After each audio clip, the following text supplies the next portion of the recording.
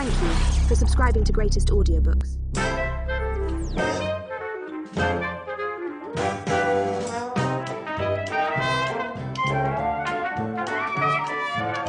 Gentlemen Prefer Blondes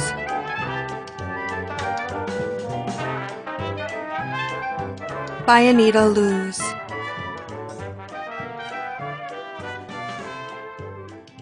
Chapter 1. Gentlemen Prefer Blondes. March 16th. A gentleman friend and I were dining at the Ritz last evening, and he said that if I took a pencil and a paper and put down all of my thoughts, it would make a book. This almost made me smile, as what it would really make would be a whole row of encyclopedias. I mean, I seem to be thinking practically all of the time. It is my favorite recreation, and sometimes I sit for hours and do not seem to do anything else but think. So this gentleman said a girl with brains ought to do something else with them besides think. And he said he ought to know brains when he sees them, because he is in the Senate, and he spends quite a great deal of time in Washington, D.C., and when he comes into contact with brains, he always notices it. So it might have all blown over, but this morning he sent me a book. And so, when my maid brought it to me, I said to her, "Well, Lulu, here is another book, and we have not read half the ones we have got yet." But when I opened it and saw that it was all a blank, I remembered what my gentleman acquaintance said, and so then I realized that it was a diary. So here I am, writing a book instead of reading one. But now it is the 16th of March, and of course it is too late to begin with January. But it does not matter, as my gentleman friend, Mr. Eisman, was in town practically all of January and February, and when he is in town, one day seems to be practically the same as the next day. Mr. Eisman is in the wholesale button profession in Chicago, and he is the gentleman who is known practically all over Chicago as Gus Eisman, the Button King, and he is the gentleman who is interested in educating me. So, of course, he is always coming down to New York to see how my brains have improved since the last time. But when Mr. Eisman is in New York, we always seem to do the same thing, and if I wrote down one day in my diary, all I would have to do would be to put quotation marks for all the other days. We always seem to have dinner at the Colony, and see a show, and go to the Trocadero, and then Mr. Eisman shows me to my apartment.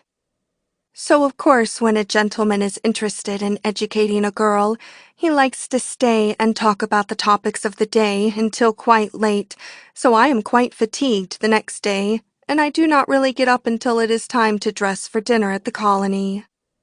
It would be strange if I turn out to be an authoress. At my home near Little Rock, Arkansas, my family all wanted me to do something about my music, because all my friends said I had talent, and they all kept after me about practicing. But some way, I never seemed to care so much about practicing. I simply could not sit for hours and hours at a time practicing just for the sake of a career. So one day I got quite temperamental and threw the old mandolin clear across the room, and I have really never touched it since. But writing is different because you do not have to learn or practice, and it is more temperamental because practicing seems to take all the temperament out of me. So now I really almost have to smile because I have just noticed that I have written clear across 2 pages onto March 18th. So this will do for today and tomorrow. And it just shows how temperamental I am when I get started. March 19th. Well, last evening Dorothy called up, and Dorothy said she has met a gentleman who gave himself an introduction to her in the lobby of the Ritz. So then they went to luncheon and tea and dinner, and then they went to a show, and then they went to the Trocadero. So Dorothy said his name was Lord Cooksley, but what she really calls him is Cuckoo.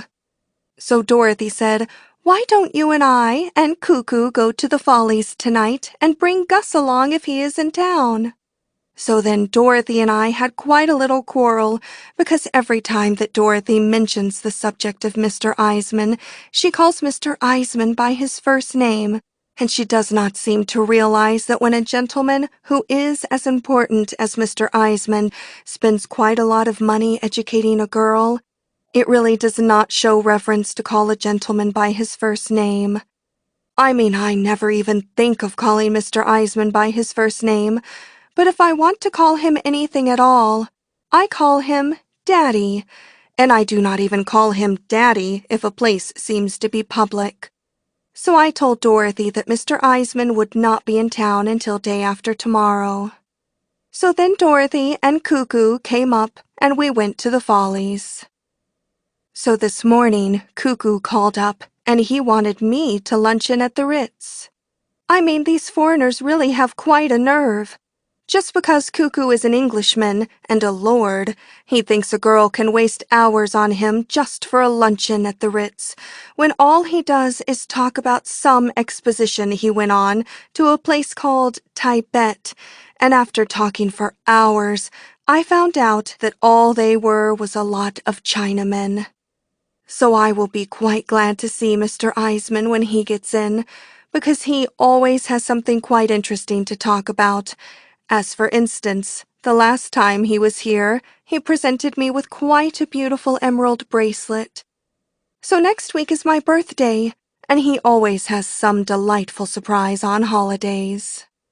I did intend to luncheon at the Ritz with Dorothy today, and of course Cuckoo had to spoil it, as I told him that I could not luncheon with him today because my brother was in town on business and had the mumps, so I really could not leave him alone. Because of course, if I went to the Ritz now, I would bump into Cuckoo.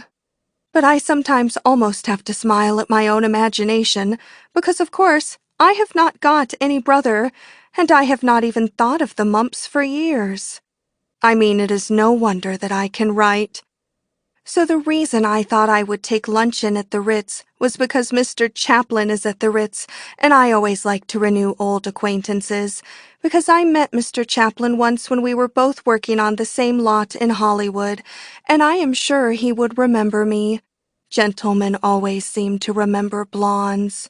I mean, the only career I would like to be besides an authoress is a cinema star, and I was doing quite well in the cinema when Mr. Eisman made me give it all up. Because, of course, when a gentleman takes a friendly interest in educating a girl, as Mr. Eisman does, you like to show that you appreciate it, and he is against a girl being in the cinema because his mother is Orthodox. March 20th. Mr. Eisman gets in tomorrow to be here in time for my birthday. So I thought it would really be delightful to have at least one good time before Mr. Eisman got in. So last evening I had some literary gentlemen in to spend the evening, because Mr. Eisman always likes me to have literary people in and out of the apartment. I mean, he is quite anxious for a girl to improve her mind, and his greatest interest in me is because I always seem to want to improve my mind and not waste any time. And Mr. Eisman likes me to have what the French people call a salo, which means that people all get together in the evening and improve their minds. So I invited all of the brainy gentlemen I could think up. So I thought up a gentleman who is the professor of all the economics up at Columbia College, and the editor who is the famous editor of the New York Transcript, and another gentleman who is the famous playwright who writes very, very famous plays that are all about life. I mean, anybody would recognize his name, but it always seems to slip my memory because all of we real friends of his only call him Sam. So Sam asked if he could bring a gentleman who writes novels from England, so I said yes, so he brought him. And then we all got together, and I called up Gloria and Dorothy, and the gentlemen brought their own liquor. So of course the place was a wreck this morning, and Lulu and I worked like proverbial dogs to get it cleaned up. but heaven knows how long it will take to get the chandelier fixed.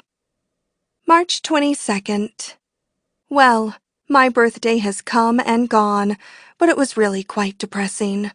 I mean, it seems to me a gentleman who has a friendly interest in educating a girl like Gus Eisman would want her to have the biggest square-cut diamond in New York. I mean, I must say, I was quite disappointed when he came to the apartment with a little thing you could hardly see. So I told him I thought it was quite cute, but I had quite a headache, and I had better stay in a dark room all day, and I told him I would see him the next day, perhaps.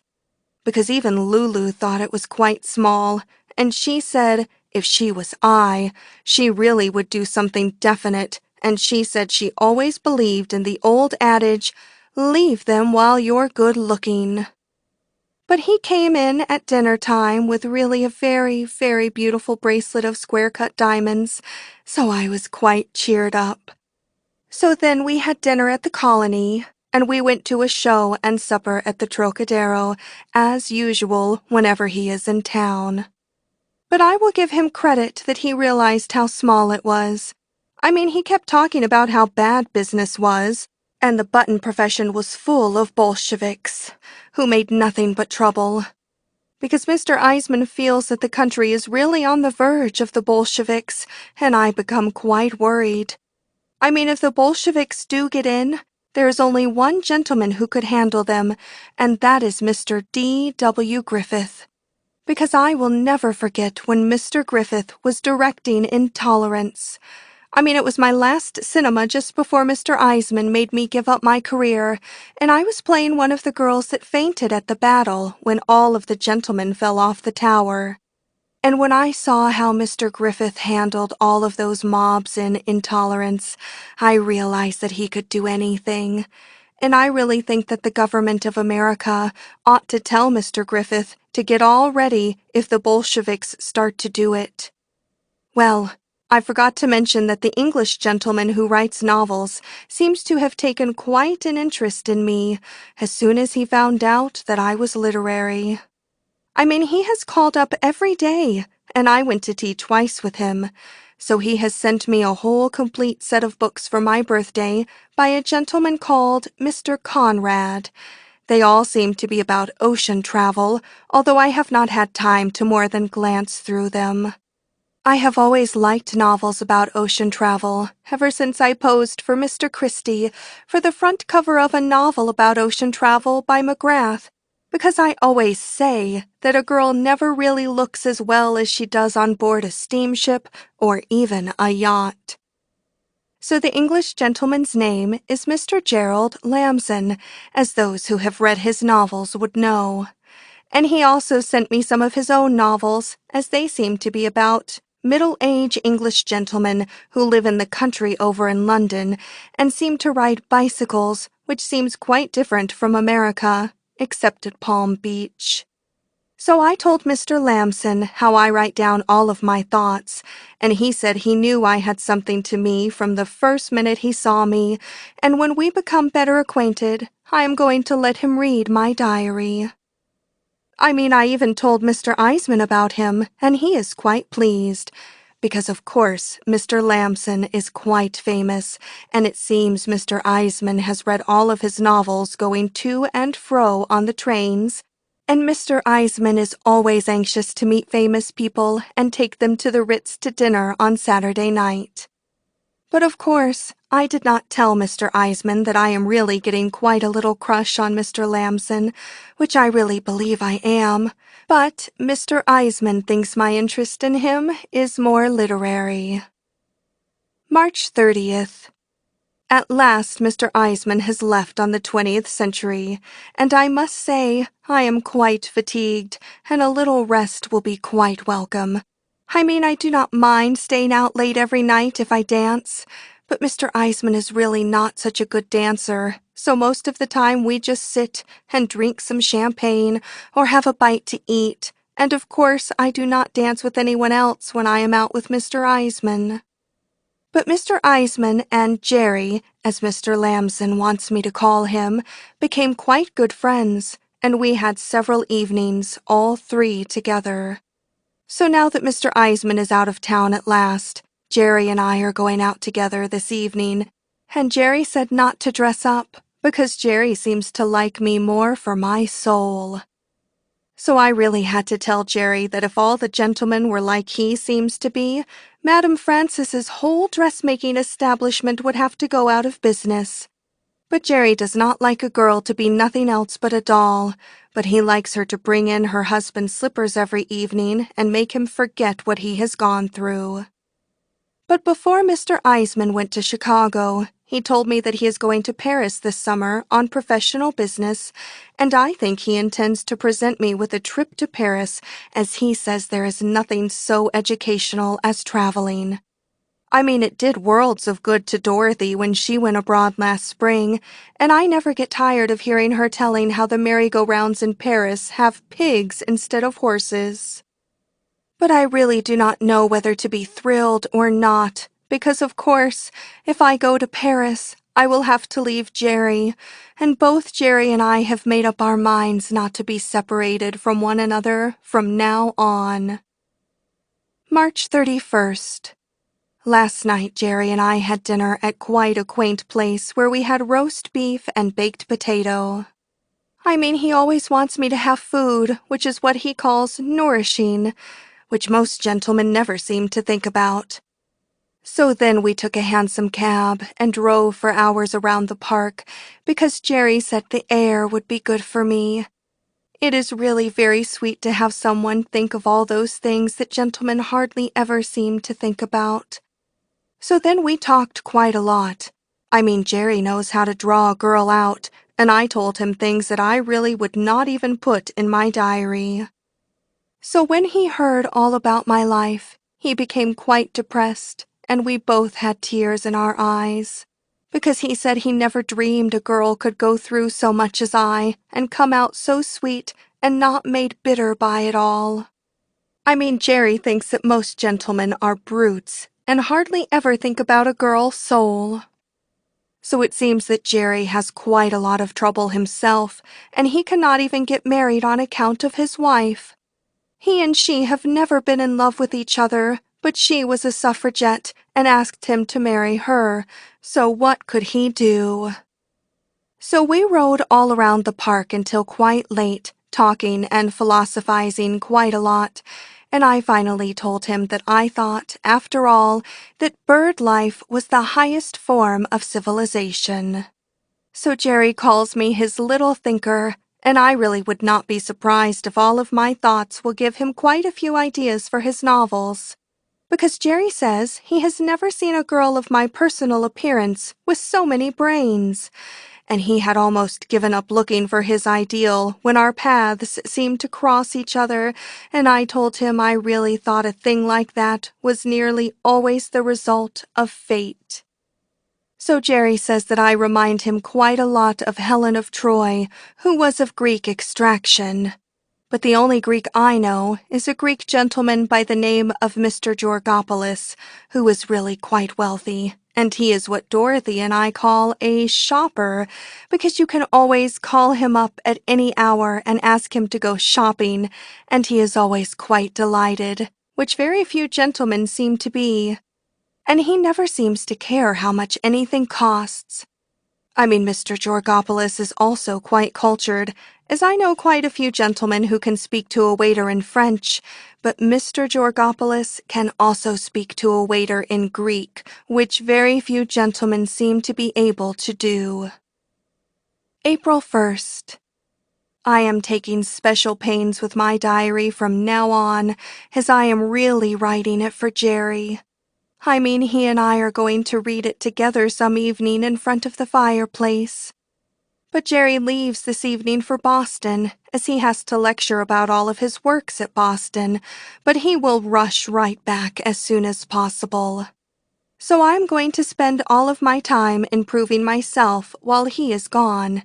And this afternoon, we are both going to a museum on Fifth Avenue because Jerry wants to show me a very, very beautiful cup made by an antique jeweler called Mr. Cellini.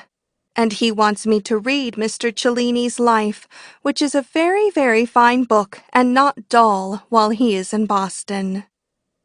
So the famous playwright friend of mine, who is called Sam, called up this morning, and he wanted me to go to a literary party tonight that he and some other literary gentlemen are giving to Florence Mills in Harlem. But Jerry does not want me to go with Sam, as Sam always insists on telling risque stories. But personally, I am quite broad-minded, and I always say that I do not mind a risque story as long as it is really funny. I mean, I have a great sense of humor. But Jerry says Sam does not always select and choose his stories, and he just as soon as I did not go out with him. So I'm going to stay home and read the book by Mr. Cellini instead.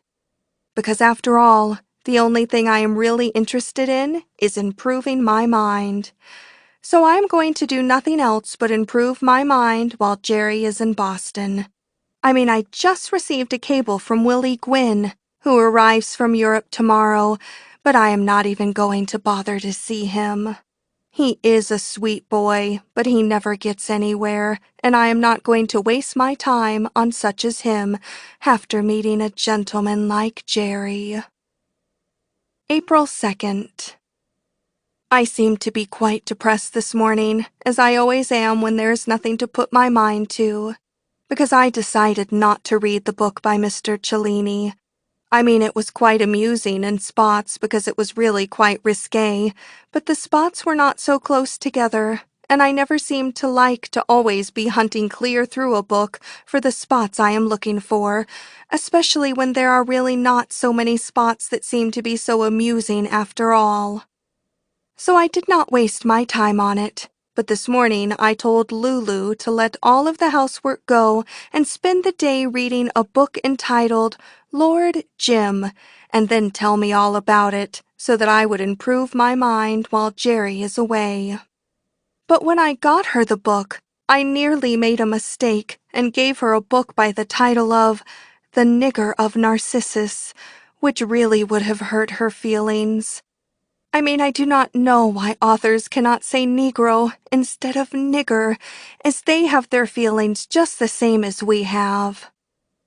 Well, I just got a telegram from Jerry that he will not be back until tomorrow, and also some orchids from Willie Gwynn, so I may as well go to the theater with Willie tonight to keep from getting depressed, as he really is a sweet boy after all.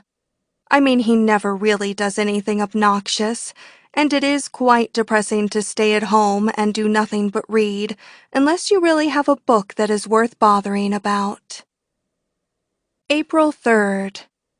I was really so depressed this morning that I was even glad to get a letter from Mr. Eisman, because last night Willie Gwynn came to take me to the Follies, but he was so intoxicated that I had to telephone his club to send around a taxi to take him home. So that left me alone with Lulu at 9 o'clock with nothing to do. So I put in a telephone call for Boston to talk to Jerry, but it never went through. So Lulu tried to teach me how to play mahjong, but I really could not keep my mind on it because I was so depressed. So today I think I had better go over to Madame Francis's and order some new evening gowns to cheer me up. Well, Lulu just brought me a telegram from Jerry that he will be in this afternoon, but I must not meet him at the station on account of all the reporters who always meet him at the station wherever he comes from. But he says he will come right up to see me as he has something to talk about. April 4th. What an evening we had last evening. I mean, it seems that Jerry is madly in love with me, because all of the time he was in Boston lecturing to the women's clubs, he said, as he looked over the faces of all those club women in Boston, he never realized I was so beautiful. And he said that there was only one in the world, and that was me. But it seems that Jerry thinks that Mr. Eisman is terrible, and that no good can come of our friendship. I mean, I was quite surprised, as they both seemed to get along quite well together. But it seems that Jerry never wants me to see Mr. Eisman again, and he wants me to give up everything and study French, and he will get a divorce, and we will be married. because Jerry does not seem to like the kind of life all of us lead in New York, and he wants me to go home to Papa in Arkansas, and he will send me books to read so that I will not get lonesome there. And he gave me his uncle's Masonic ring, which came down from the time of Solomon, and which he never even lets his wife wear, for our engagement ring. And this afternoon, a lady friend of his is going to bring me a new system she thought up of how to learn French. But some way, I still seem to be depressed. I mean, I could not sleep all night thinking of the terrible things Jerry said about New York and about Mr. Eisman. Of course, I can understand Jerry being jealous of any gentleman friend of mine, and of course I never really thought that Mr. Eisman was Rudolph Valentino, but Jerry said it made him cringe to think of a sweet girl like I having a friendship with Mr. Eisman. So it really made me feel quite depressed. I mean, Jerry likes to talk quite a lot, and I always think a lot of talking is depressing, and worries your brains with things you never even think of when you are busy. But so long as Jerry does not mind me going out with other gentlemen when they have something to give you mentally, I am going to luncheon with Eddie Goldmark of the Goldmark films, who is always wanting me to sign a contract to go into the cinema. Because Mr. Goldmark is madly in love with Dorothy, and Dorothy is always wanting me to go back to the cinema because Dorothy says that she will go if I will go. April 6th. Well, I finally wrote Mr. Eisman that I was going to get married, and it seems that he is coming on at once as he would probably like to give me his advice.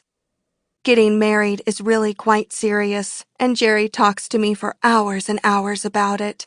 I mean, he never seems to get tired of talking, and he does not seem to even want to go to shows, or dance, or do anything else but talk. And if I don't really have something definite to put my mind on soon, I will scream. April 7th. Well, Mr. Eisman arrived this morning, and he and I had quite a long talk.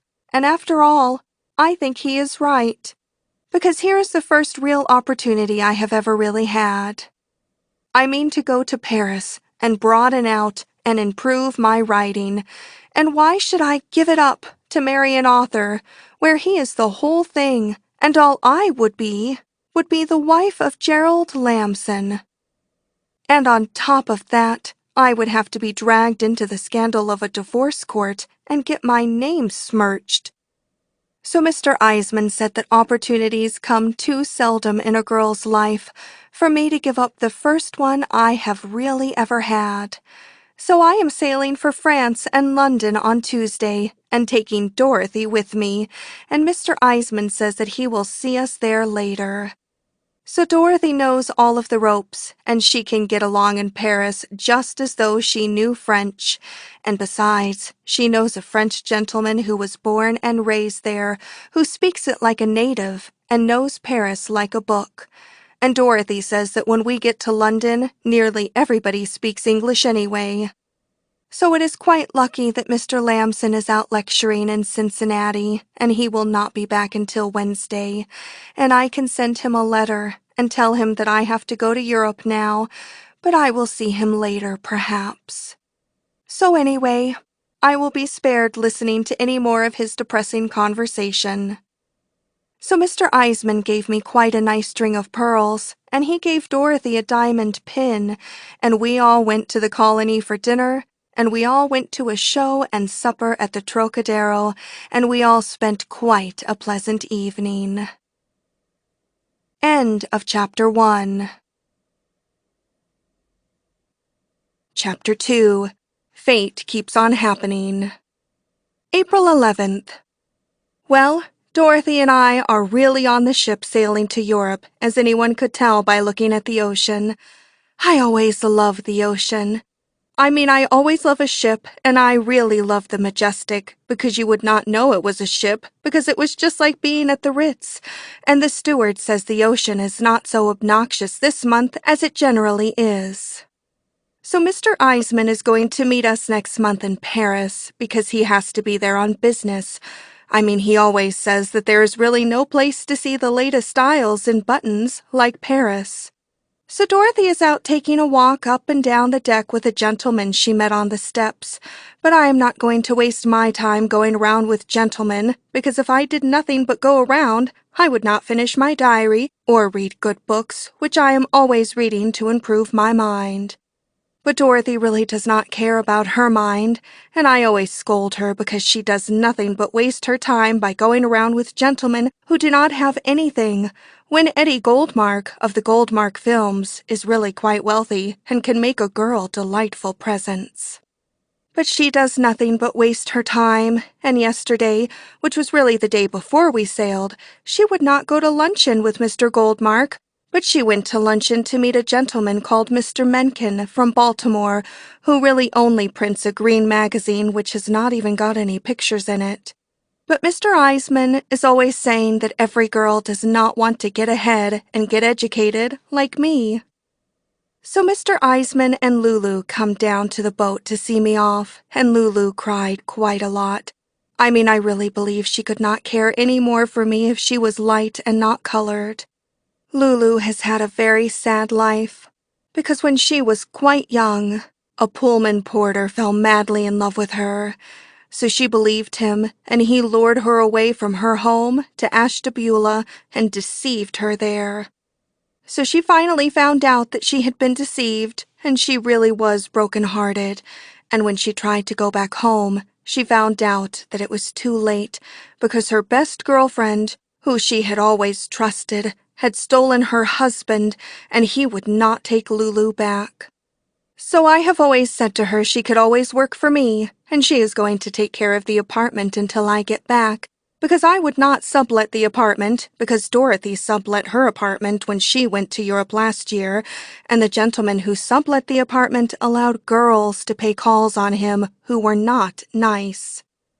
Mr. Eisman has literally filled our room with flowers, and the steward has had quite a hard time to find enough vases to put them into. The steward said he knew as soon as he saw Dorothy and I that he would have quite a heavy run on vases. And of course, Mr. Eisman has sent quite a lot of good books, as he always does, because he always knows that good books are always welcome. So he has sent me quite a large book of etiquette, as he says there is quite a lot of etiquette in England and London, and it would be a good thing for a girl to learn. So I'm going to take it on the deck after luncheon and read it, because I would often like to know what a girl ought to do when a gentleman she has just met says something to her in a taxi. Of course, I always become quite vexed, but I always believe in giving a gentleman another chance. So now the steward tells me it is luncheon time, so I will go upstairs, as the gentleman Dorothy met on the steps has invited us to luncheon in the Ritz, which is a special dining room on the ship where you can spend quite a lot of money because they really give away the food in the other dining room. April 12th. I am going to stay in bed this morning, as I am quite upset, as I saw a gentleman who quite upset me. I am not really sure it was the gentleman, as I saw him at quite a distance in the bar, but if it really is the gentleman, it shows that when a girl has a lot of fate in her life, it is sure to keep on happening. So when I thought I saw this gentleman, I was with Dorothy and Major Falcon, who is the gentleman Dorothy met on the steps, and Major Falcon noticed that I became upset, so he wanted me to tell him what was the matter, but it was really so terrible that I would not want to tell anyone. So I said good night to Major Falcon, and as I left him with Dorothy, I went down to our room and did nothing but cry and send the steward for some champagne to cheer me up. Champagne always makes me feel philosophical, because it makes me realize that when a girl's life is as full of fate as mine seems to be, there is nothing else to do about it. So this morning, the steward brought me my coffee and quite a large pitcher of ice water, so I will stay in bed and not have any more champagne until luncheon time. Dorothy never has any fate in her life, and she does nothing but waste her time, and I really wonder if I did right to bring her with me and not Lulu. She really gives gentlemen a bad impression, as she talks quite a lot of slang.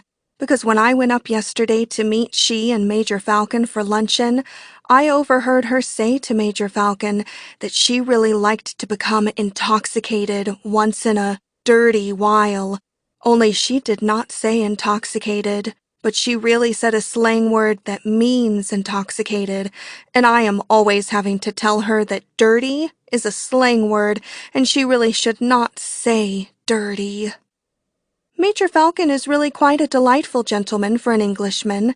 I mean, he really spends quite a lot of money, and we had quite a delightful luncheon and dinner in the Ritz until I thought I saw the gentleman who upset me, and I am so upset. I think I will get dressed and go up on the deck and see if it really is the one I think it is. I mean, there is nothing else for me to do, as I have finished writing in my diary for today, and I have decided not to read the book of etiquette as I glanced through it, and it does not seem to have anything in it that I would care to know, because it wastes quite a lot of time telling you what to call a lord, and all the lords I have met have told me what to call them, and it is generally some quite cute name like Cuckoo, whose real name is really Lord Cooksley. So I will not waste my time on such a book. But I wish I did not feel so upset about the gentleman I think I saw. April 13th. It really is the gentleman I thought I saw. I mean, when I found out it was the gentleman, my heart really stopped, because it all brought back things that anybody does not like to remember, no matter who they are. So yesterday, when I went up on the deck to see if I could see the gentleman and see if it really was him, I met quite a delightful gentleman whom I met once at a party called Mr. Ginsberg, only his name is not Mr. Ginsberg anymore because a gentleman in London called Mr. Battenberg, who is some relation to some king, changed his name to Mr. Mountbatten, which Mr. Ginsberg says really means the same thing after all. So Mr. Ginsberg changed his name to Mr. Mountgins, which he really thinks is more aristocratic. So we walked around the deck, and we met the gentleman face to face, and I really saw it was him, and he really saw it was me. I mean, his face became so red, it was almost a picture. So I was so upset, I said goodbye to Mr. Mountgins, and I started to rush right down to my room and cry. But when I was going down the steps, I bumped right into Major Falcon, who noticed that I was upset. So Major Falcon made me go to the Ritz and have some champagne and tell him all about it. So then I told Major Falcon about the time in Arkansas when Papa sent me to Little Rock to study how to become a stenographer. I mean, Papa and I had quite a little quarrel because Papa did not like a gentleman who used to pay calls on me in the park, and Papa thought it would do me good to get away for a while. So I was in the business college in Little Rock for about a week when a gentleman called Mr. Jennings paid a call on the business college because he wanted to have a new stenographer. So he looked over all we college girls, and he picked me out.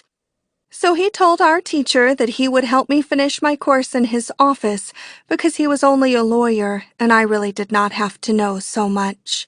So Mr. Jennings helped me quite a lot, and I stayed in his office about a year when I found out that he was not the kind of a gentleman that a young girl is safe with. I mean, one evening, when I went to pay a call on him at his apartment, I found a girl there who really was famous all over Little Rock for not being nice. So when I found out that girls like that paid calls on Mr. Jennings, I had quite a bad case of hysterics, and my mind was really a blank, and when I came out of it, it seems that I had a revolver in my hand, and it seems that the revolver had shot Mr. Jennings. So this gentleman on the boat was really the district attorney who was at the trial, and he really was quite harsh at the trial, and he called me names that I would not even put in my diary. Because everyone at the trial, except the district attorney, was really lovely to me, and all the gentlemen in the jury all cried when my lawyer pointed at me and told them that they, practically all, had had either a mother or a sister. So the jury was only out 3 minutes, and then they came back and acquitted me, and they were all so lovely that I really had to kiss all of them, and when I kissed the judge, he had tears in his eyes, and he took me right home to his sister. I mean, it was when Mr. Jennings became shot that I got the idea to go into the cinema, so Judge Hibbard got me a ticket to Hollywood. So it was Judge Hibbard who really gave me my name, because he did not like the name I had, because he said a girl ought to have a name that ought to express her personality. So he said my name ought to be Lorelei, which is the name of a girl who became famous for sitting on a rock in Germany. So I was in Hollywood in the cinema when I met Mr. Eisman, and he said that a girl with my brains ought not to be in the cinema, but she ought to be educated. So he took me out of the cinema so he could educate me. So Major Falcon was really quite interested in everything I talked about, because he said it was quite a coincidence because this district attorney, who is called Mr. Bartlett, is now working for the government of America, and he is on his way to a place called Vienna on some business for Uncle Sam that is quite a great secret, and Mr. Falcon would like very much to know what the secret is, because the government in London sent him to America especially to find out what it was. Only, of course, Mr. Bartlett does not know who Major Falcon is, because it is such a great secret, but Major Falcon can tell me because he knows who he can trust. So Major Falcon says he thinks a girl like I ought to forgive and forget what Mr. Bartlett called me, and he wants to bring us together, and he says he thinks Mr. Bartlett would talk to me quite a lot when he really gets to know me, and I forgive him for that time in Little Rock. Because it would be quite romantic for Mr. Bartlett and I to become friendly, and gentlemen who work for Uncle Sam generally like to become romantic with girls. So he is going to bring us together on the deck after dinner tonight, and I am going to forgive him and talk with him quite a lot, because why should a girl hold a grudge against a gentleman who had to do it? So Major Falcon brought me quite a large bottle of perfume, and quite a cute imitation of quite a large-sized dog in a little shop which is on board the boat.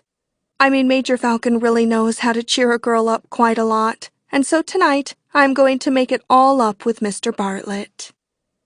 April 14th. Well, Mr. Bartlett and I made it all up last night, and we are going to be the best of friends and talk quite a lot. So when I went down to my room quite late, Major Falcon came down to see if I and Mr. Bartlett were really going to be friends, because he said a girl with brains like I ought to have lots to talk about with a gentleman with brains like Mr. Bartlett, who knows all of Uncle Sam's secrets. So I told Major Falcon how Mr. Bartlett thinks that he and I seem to be like a play, because all the time he was calling me all those names in Little Rock, he really thought I was. So when he found out that I turned out not to be, he said he always thought that I only used my brains against gentlemen and really had quite a cold heart. But now he thinks I ought to write a play about how he called me all those names in Little Rock, and then, after 7 years, we became friendly.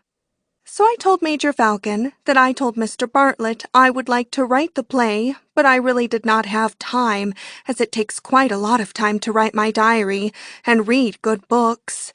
So Mr. Bartlett did not know that I read books, which is quite a coincidence, because he reads them too.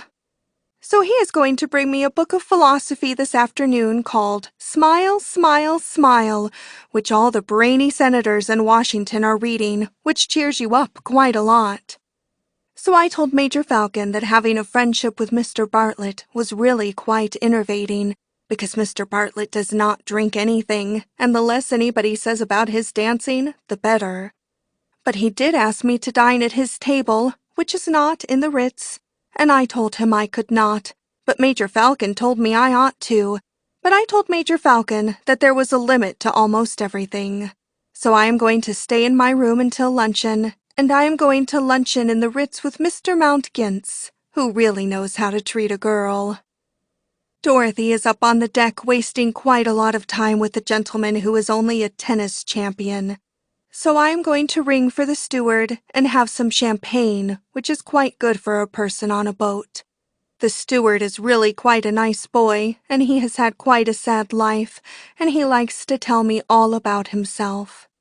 I mean, it seems that he was arrested in Flatbush because he promised a gentleman that he would bring him some very, very good scotch, and they mistook him for a bootlegger. So it seems they put him in prison, and they put him in a cell with 2 other gentlemen who were very, very famous burglars. I mean, they really had their pictures in all the newspapers, and everybody was talking about them.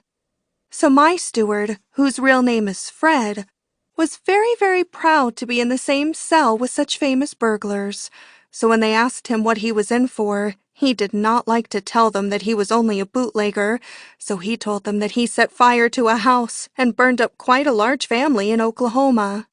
So everything would have gone all right, except that the police had put a dictaphone in the cell and used it all against him, and he could not get out until they had investigated all the fires in Oklahoma. So, I always think that it is much more educational to talk to a boy like Fred, who has been through a lot and really suffered, than it is to talk to a gentleman like Mr. Bartlett. But I will have to talk to Mr. Bartlett all afternoon, as Major Falcon has made an appointment for me to spend the whole afternoon with him. April 15th. Last night there was quite a masquerade ball on the ship, which was really all for the sake of charity, because most of the sailors seem to have orphans which they get from going on the ocean when the sea is very rough. So they took up quite a collection, and Mr. Bartlett made quite a long speech in favor of orphans, especially when their parents are sailors. Mr. Bartlett really likes to make speeches quite a lot. I mean, he even likes to make speeches when he is all alone with a girl when they are walking up and down a deck. But the masquerade ball was quite cute, and one gentleman really looked almost like an imitation of Mr. Chaplin. So Dorothy and I really did not want to go to the ball, but Mr. Bartlett bought us 2 scarves at the little store, which is on the ship, so we tied them around our hips, and everyone said we made quite a cute Carmen. So Mr. Bartlett and Major Falcon and the tennis champion were the judges. So Dorothy and I won the prizes. I mean, I really hope I do not get any more large-size imitations of a dog, as I have 3 now, and I do not see why the captain does not ask Mr. Cartier to have a jewelry store on the ship, as it is really not much fun to go shopping on a ship with gentlemen and buy nothing but imitations of dogs. So, after we won the prizes, I had an engagement to go up on the top of the deck with Mr. Bartlett, as it seems he likes to look at the moonlight quite a lot. So I told him to go up and wait for me, and I would be up later, as I promised a dance to Mr. Mountgins. So he asked me how long I would be dancing till, but I told him to wait up there and he would find out. So Mr. Mountgins and I had quite a delightful dance and champagne until Major Falcon found us, because he was looking for me, and he said I really should not keep Mr. Bartlett waiting. So I went up on the deck, and Mr. Bartlett was up there waiting for me, and it seems that he really is madly in love with me, because he did not sleep a wink since we became friendly. Because he never thought that I really had brains, but now that he knows it, it seems that he has been looking for a girl like me for years, and he said that really the place for me when he got back home was Washington, D.C., where he lives. So I told him I thought a thing like that was nearly always the result of fate. So he wanted me to get off the ship tomorrow at France and take the same trip that he was taking to Vienna, as it seems that Vienna is in France, and if you go to England you go too far. But I told him that I could not, because I thought if he was really madly in love with me, he would take a trip to London instead. But he told me that he had serious business in Vienna, that was a very, very great secret. But I told him I did not believe it was business, but that it really was some girl, because what business could be so important? So he said it was business for the United States government at Washington, and he could not tell anybody what it was.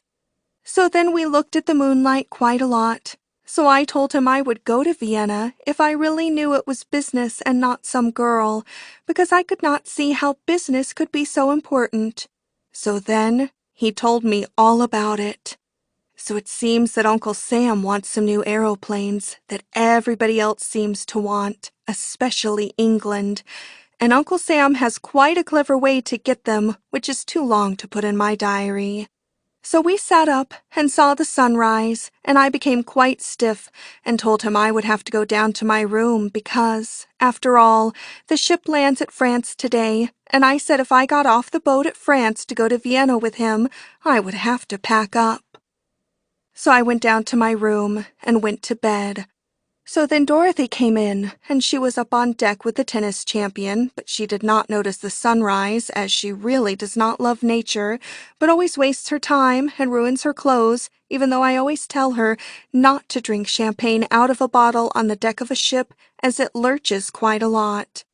So I am going to have luncheon in my room, and I will send a note to Mr. Bartlett to tell him I will not be able to get off the boat at France to go to Vienna with him, as I have quite a headache. But I will see him sometime, somewhere else. So Major Falcon is going to come down at 12, and I have got to thinking over what Mr. Bartlett called me at Little Rock, and I am quite upset. I mean, a gentleman never pays for those things, but a girl always pays. So I think I will tell Major Falcon all about the aeroplane business, as he really wants to know. And after all, I do not think Mr. Bartlett is a gentleman to call me all those names in Little Rock, even if it was 7 years ago. I mean, Major Falcon is always a gentleman, and he really wants to do quite a lot for us in London, because he knows the Prince of Wales, and he thinks that Dorothy and I would like the Prince of Wales once we had really got to meet him. So I'm going to stay in my room until Mr. Bartlett gets off the ship at France, because I really do not seem to care if I ever see Mr. Bartlett again. So tomorrow we will be at England bright and early, and I really feel quite thrilled, because Mr. Eisman sent me a cable this morning, as he does every morning, and he says to take advantage of everybody we meet, as traveling is the highest form of education.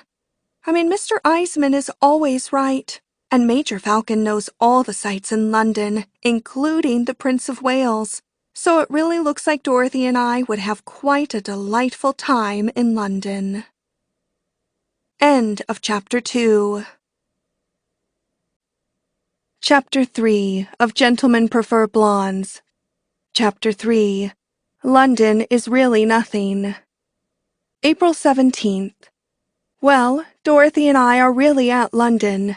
I mean, we got to London on the train yesterday, as the boat does not come clear up to London, but it stops on the beach, and you have to take a train. I mean, everything is much better in New York, because the boat comes right up to New York, and I am really beginning to think that London is not so educational after all. But I did not tell Mr. Eisman when I cabled him last night, because Mr. Eisman really sent me to London to get educated, and I would hate to tell him that London is a failure, because we know more in New York. So Dorothy and I came to the Ritz, and it is delightfully full of Americans. I mean, you would really think it was New York, because I always think that the most delightful thing about traveling is to always be running into Americans, and to always feel at home. So yesterday Dorothy and I went down to luncheon at the Ritz, and we saw a quite cute little blonde girl at the next table, and I nudged Dorothy under the table, because I do not think it is nice to nudge a person on top of the table, as I'm trying to teach good manners to Dorothy. So I said, "That is quite a cute little girl, so she must be an American girl." And sure enough, she called the head waiter with quite an American accent, and she was quite angry, and she said to him, "I have been coming to this hotel for 35 years, and this is the first time I have been kept waiting." So I recognized her voice, because it was really Fanny Ward.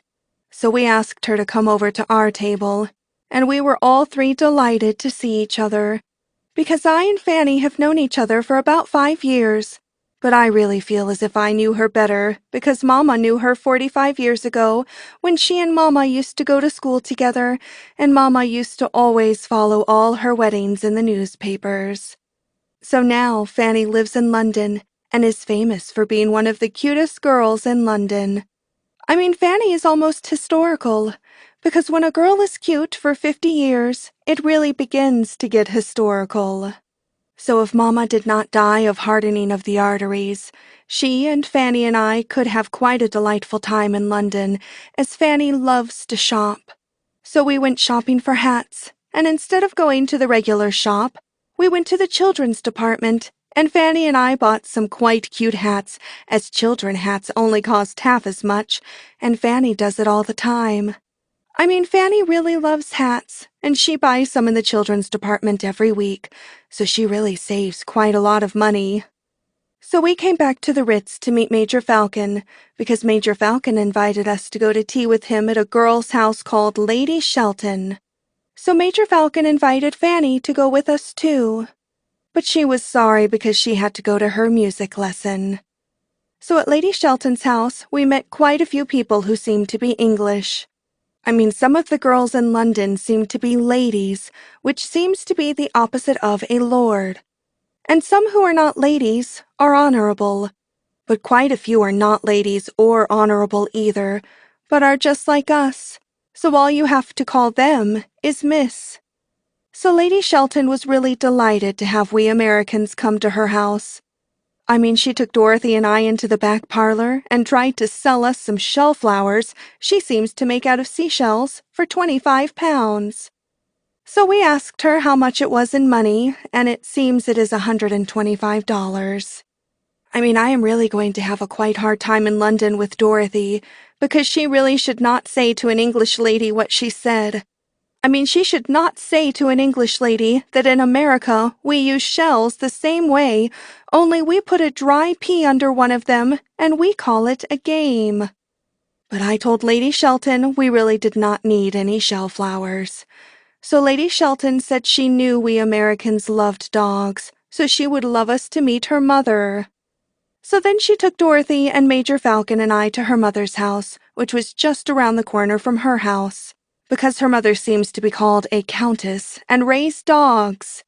So her mother was having a party too, and she seemed to have quite red hair and quite a lot of paint for such an elderly lady. So the first thing she asked us was, she asked us if we bought some shell flowers from her daughter. So we told her no. But she did not seem to act like a countess of her elderly age should act, because she said, "You were right, my dears. Don't let my daughters stick you. They fall apart in less than a week." So then she asked us if we would like to buy a dog. I mean, I could not stop Dorothy, but she said, "How long before the dogs fall apart?" But I do not think the countess acted like a countess ought to act, because she laughed very, very loud, and she said that Dorothy was really priceless, and she grabbed Dorothy and kissed her and held her arm around her all the time. I mean, I really think that a countess should not encourage Dorothy, or else she is just as unrefined as Dorothy seems to be.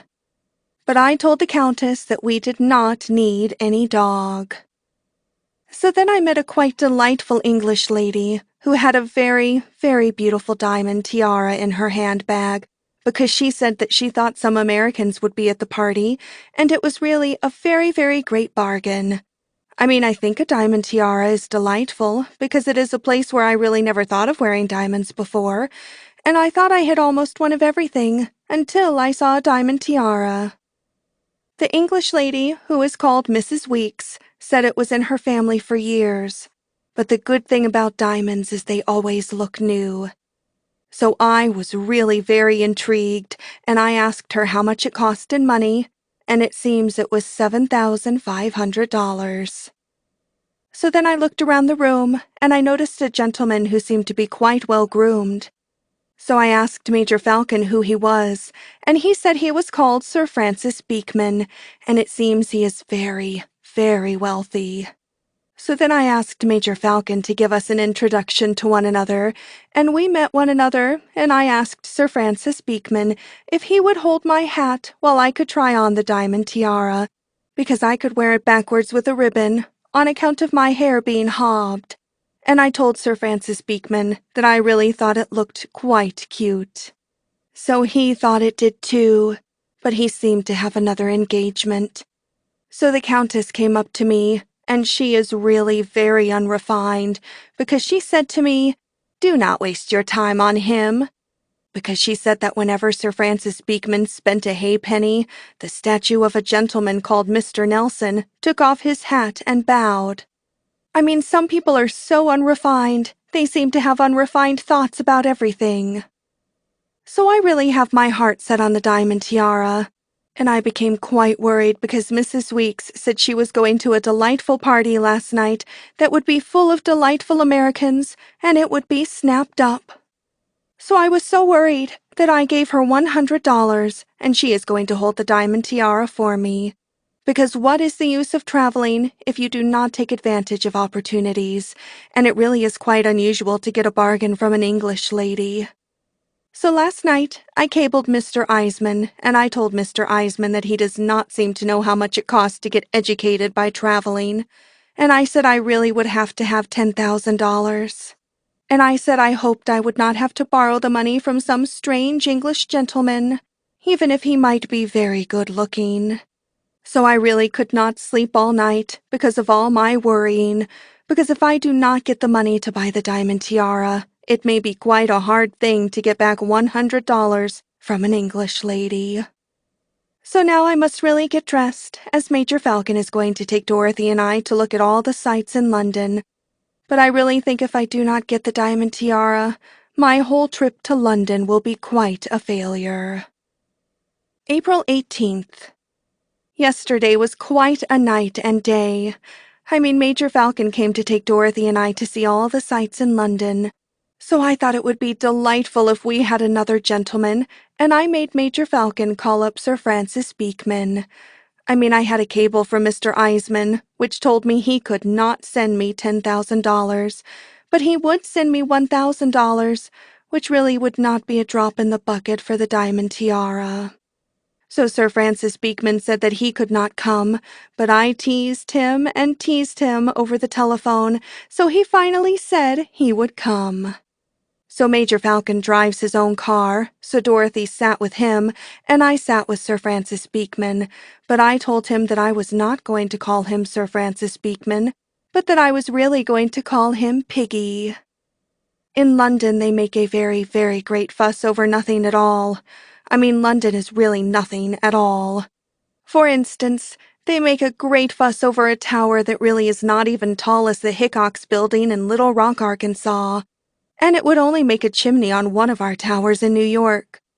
So Sir Francis Beekman wanted us to get out and look at the tower because he said that quite a famous queen had her head cut off there one morning, and Dorothy said, "What a fool she was to get up that morning."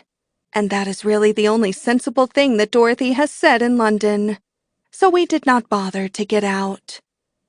So we did not go to any more sights, because they really have delicious champagne cocktails at a very, very smart new restaurant called the Café de Paris, that you could not get in New York for neither love or money, and I told Piggy that when you are traveling, you really ought to take advantages of what you cannot do at home. So while Dorothy and I were in the Café de Paris powdering our nose in the ladies' dressing room, we met an American girl who Dorothy knew in the Foleys, but now she is living in London. So she told us all about London. So it seems the gentlemen in London have quite a quaint custom of not giving a girl many presents. The English girls really seem to be satisfied with a gold cigarette holder, or else what they call a bangle, which means a bracelet in English, which is only gold and does not have any stones in it, which American girls would really give to their maid. So she said you could tell what English gentlemen were like when you realized that not even English ladies could get anything out of them. So she said Sir Francis Beekman was really famous all over London for not spending so much money as most English gentlemen. So then Dorothy and I said goodbye to Dorothy's girlfriend, and Dorothy said, "Let's tell our two boyfriends that we have a headache and go back to the Ritz, where men are Americans." Because Dorothy said that the society of a gentleman like Sir Francis Beekman was too great a price to pay for a couple rounds of champagne cocktails. But I told Dorothy that I always believe that there is nothing like trying, and I think it would be nice for an American girl like I to educate an English gentleman like Piggy, as I call Sir Francis Beekman. So then we went back to the table, and I almost have to admit that Dorothy is in the right about Piggy, because he really likes to talk quite a lot, and he is always talking about a friend of his who was quite a famous king in London called King Edward. So Piggy said he would never, never forget the jokes King Edward was always saying. And he would never forget one time they were all on a yacht, and they were all sitting at a table, and King Edward got up and said, "I don't care what you gentlemen do. I'm going to smoke a cigar." So then Piggy laughed, very, very loud. So of course I laughed very, very loud, and I told Piggy he was wonderful the way he could tell jokes. I mean, you can always tell when to laugh, because Piggy always laughs first. So in the afternoon, a lot of lady friends of Mrs. Weeks heard about me buying the diamond tiara, and called us up and asked us to their house to tea. So Dorothy and I went, and we took a gentleman Dorothy met in the lobby, who is very, very good-looking, but he is only an English ballroom dancer in a cafe when he has a job. So we went to tea to a lady's house called Lady Elmsworth, and what she has to sell we Americans seems to be a picture of her father painted in oil paint, who she said was a whistler. But I told her my own father was a whistler and used to whistle all of the time, and I did not even have a picture of him. But every time he used to go to Little Rock, I asked him to go to the photographer's, but he did not go. So then we met a lady called Lady Chiselby that wanted us to go to her house to tea, but we told her that we really did not want to buy anything. But she said that she did not have anything to sell, but she wanted to borrow £5. So we did not go, and I'm really glad that Mr. Eisman did not come to London, as all the English ladies would ask him to tea, and he would have a whole shipload of shell flowers and dogs and antique pictures that do nobody any good. So last night, Piggy and I, and Dorothy and the dancer, who is called Gerald, went to the Kit Kat Club, as Gerald had nothing better to do because he is out of a job. So Dorothy and I had quite a little quarrel, because I told Dorothy that she was wasting quite a lot of time going with any gentleman who is out of a job, but Dorothy is always getting to really like somebody, and she will never learn how to act. I mean, I always seem to think that when a girl really enjoys being with a gentleman, it puts her to quite a disadvantage, and no real good can come of it. Well, tonight is going to be quite a night, because Major Falcon is going to take Dorothy and I to a dance at a lady's house tonight to meet the Prince of Wales. And now I must get ready to see Piggy, because he and I seem to be getting to be quite good friends, even if he has not sent me any flowers yet. April 19th. Last night we really met the Prince of Wales. Major Falcon called for Dorothy and I at 11 and took us to a lady's house where the lady was having a party. The Prince of Wales is really wonderful. Even if he was not a prince, he would be wonderful. Because even if he was not a prince, he would be able to make his living playing the ukulele, if he had a little more practice. So the lady came up to me and told me that the Prince of Wales would like to meet me. So she gave us an introduction to one another, and I was very, very thrilled when he asked me for a dance. So I decided I would write down every word he said to me in my diary, so I could always go back and read it over and over when I am really old. So then we started to dance, and I asked him if he was still able to be fond of horses. And he said he was. So after our dance was all over, he asked Dorothy for a dance, but Dorothy will never learn how to act in front of a prince, because she handed me her fan and she said, "Hold this while I slip a new page into English history," right in front of the Prince of Wales. So I was very, very worried while Dorothy was dancing with the Prince of Wales, because she talked to the Prince of Wales all the time, and when she got through, the Prince of Wales wrote some of the slang words she is always saying on his cuff. So if he tells the Queen someday to be a good elk, or some other slang word Dorothy is always saying, the Queen will really blame me for bringing such a girl into English society. So when Dorothy came back, we had quite a little quarrel, because Dorothy said that since I met the Prince of Wales, I was becoming too English. But really, I often remember Papa back in Arkansas, and he often used to say that his grandpa came from a place in England called Australia. So really, It is no wonder that the English seems to come out of me sometimes, because if a girl seems to have an English accent, I really think it is quite jolly. April 20th. Yesterday afternoon, I really thought I ought to begin to educate Piggy how to act with a girl like American gentlemen act with a girl. So I asked him to come up to have tea in our sitting room in the hotel because I had quite a headache. I mean, I really look quite cute in my pink negligee. So I sent out a bellhop friend of Dorothy and I, who is quite a nice boy, who is called Harry, and who we talk to quite a lot. So I gave Harry 10 pounds of English money, and I told him to go to the most expensive florist and to buy some very, very expensive orchids for 10 pounds, and to bring them to our sitting room at 15 minutes past 5, and not to say a word, but to say they were for me. So Piggy came to tea, and we were having tea when Harry came in, and he did not say a word, but he gave me a quite large box, and he said it was for me. So I opened the box, and sure enough, they were a dozen very, very beautiful orchids. So I looked for a card, but of course there was no card. So I grabbed Piggy, and I said I would have to give him quite a large hug, because it must have been him. But he said it was not him. But I said it must be him, because I said that there was only one gentleman in London who was so sweet and generous and had such a large heart to send a girl 12 orchids like him. So he still said it was not him.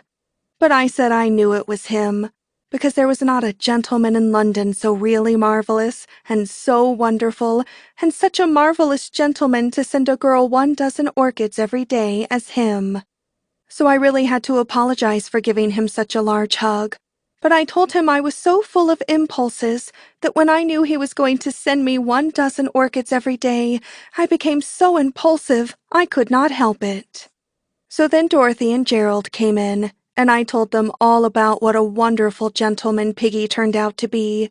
And I told them when a gentleman sent a girl 12 orchids every day, he really reminded me of a prince. So Piggy blushed quite a lot, and he was really very, very pleased, and he did not say any more that it was not him.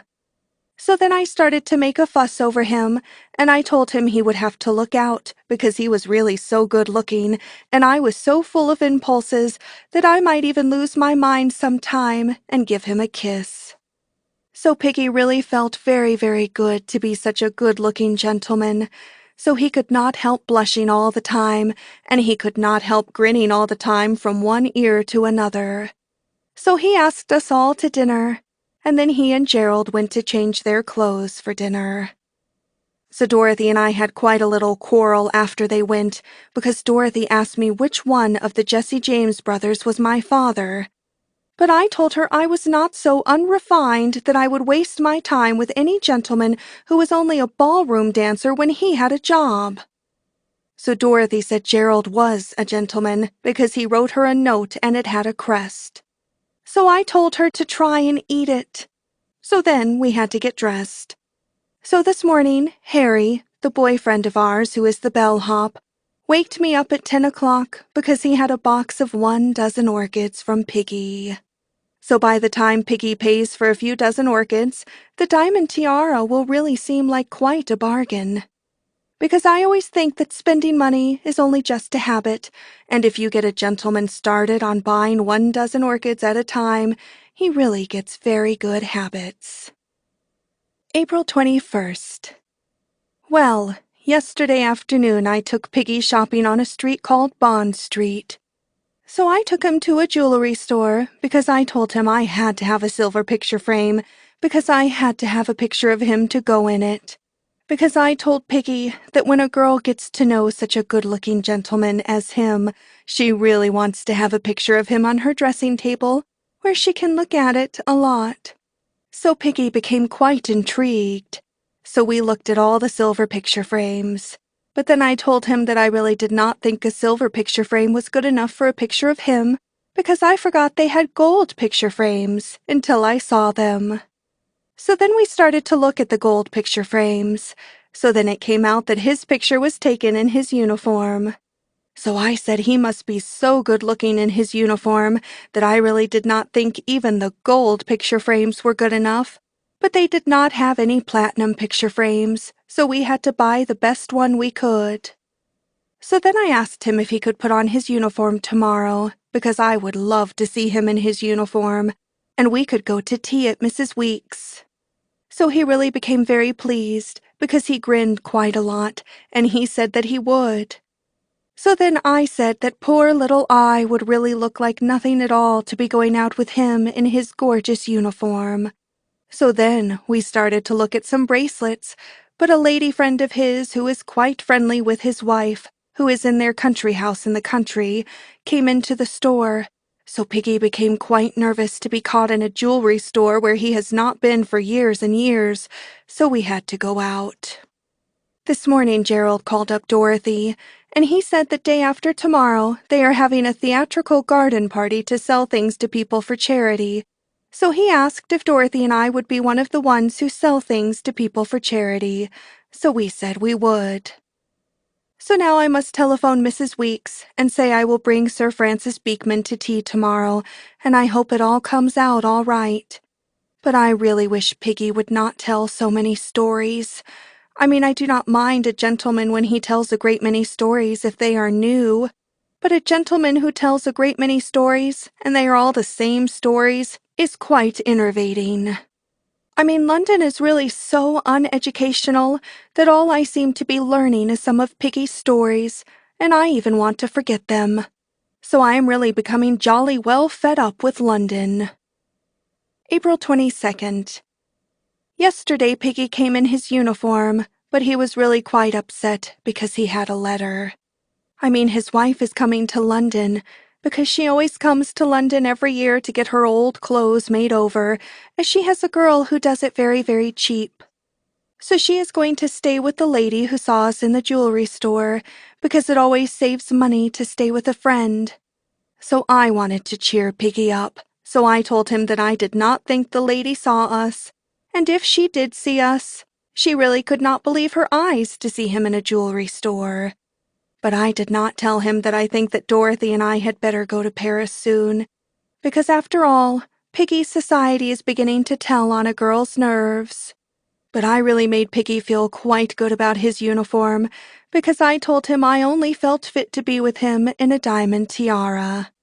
So then I told him that, even if his wife was in London, we could still be friends, because I could not help but admire him even if his wife was in London, and I told him I really thought a thing like that was nearly always the result of fate. So then we went to tea at Mrs. Weeks'. So Piggy arranged with Mrs. Weeks to pay her for the diamond tiara, and she nearly fell dead, but she will keep it a secret because no one would believe it anyway. So now I have the diamond tiara, and I have to admit that everything always turns out for the best. But I promised Piggy that I would always stay in London, and we would always be friendly, because Piggy always says that I am the only one who admires him for what he really is. April 25th. Well, we were so busy the last days I did not have time to write in my diary, because now we are on a ship that seems to be quite a small ship to be sailing to Paris, and we will be at Paris this afternoon. Because it does not take nearly so long to come to Paris as it does to come to London. I mean, it seems quite unusual to think that it takes 6 days to come to London, and only 1 day to come to Paris. So Dorothy is quite upset because she did not want to come, as she is madly in love with Gerald, and Gerald said that we really ought not to leave London without going to see England while we happen to be here. But I told him that if England was the same kind of a place that London seems to be, I really know too much to bother with such a place. I mean, we had quite a little quarrel, because Gerald showed up at the station with a bangle for Dorothy. So I told Dorothy she was well rid of such a person. So Dorothy had to come with me, because Mr. Eisman is paying her expenses, because he wants Dorothy to be my chaperone. So the last thing in London was the garden party. I sold quite a lot of red balloons, and I sold a red balloon to Harry Lauder, the famous Scotch gentleman who is the famous Scotch tenor, for £20. So Dorothy said I did not need to buy any ticket to Paris on the boat, because if I could do that, I could walk across the channel. So Piggy does not know that we have gone, but I sent him a letter and told him I would see him sometime again sometime. And I was really glad to get out of our rooms at the Ritz. 50 or 60 orchids really make a girl think of a funeral. So I cabled Mr. Eisman, and I told him we could not learn anything in London because we knew too much. So if we went to Paris, at least, we could learn French, if we made up our mind to it. So I am really very, very intrigued, as I have heard so much about Paris, and I feel that it must be much more educational than London, and I can hardly wait to see the Ritz Hotel in Paris. End of Chapter 3. Chapter 4, Part 1. Paris is Divine. April 27th. Paris is divine. Dorothy and I got to Paris yesterday, and it really is divine. Because the French are divine. Because when we are coming off the boat, and we are coming through the customs, it was quite hot, and it seemed to smell quite a lot, and all the French gentlemen in the customs were squealing quite a lot. So I looked around, and I picked out a French gentleman who was really in a very gorgeous uniform, and he seemed to be a very, very important gentleman, and I gave him 20 francs worth of French money, and he was very, very gallant, and he knocked everybody else down and took our bags right through the custom.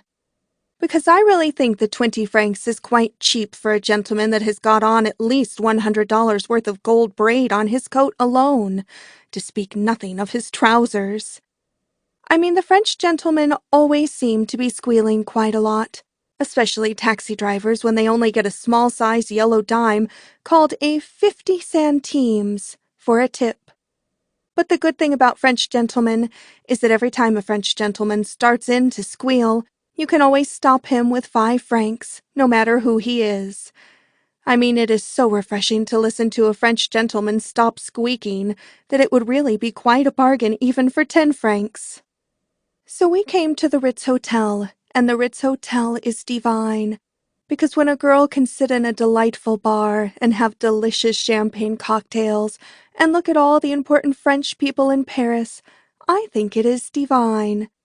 When a girl can sit there and look at the Dolly sisters and Pearl White and Maybelle Gillum Corey and Mrs. Nash, it is beyond worlds.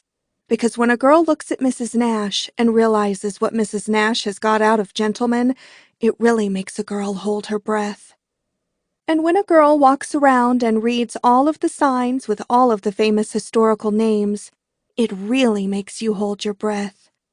Because when Dorothy and I went on a walk, we only walked a few blocks, but in only a few blocks, we read all of the famous historical names, like Cody and Cartier, and I knew we were seeing something educational at last, and our whole trip was not a failure.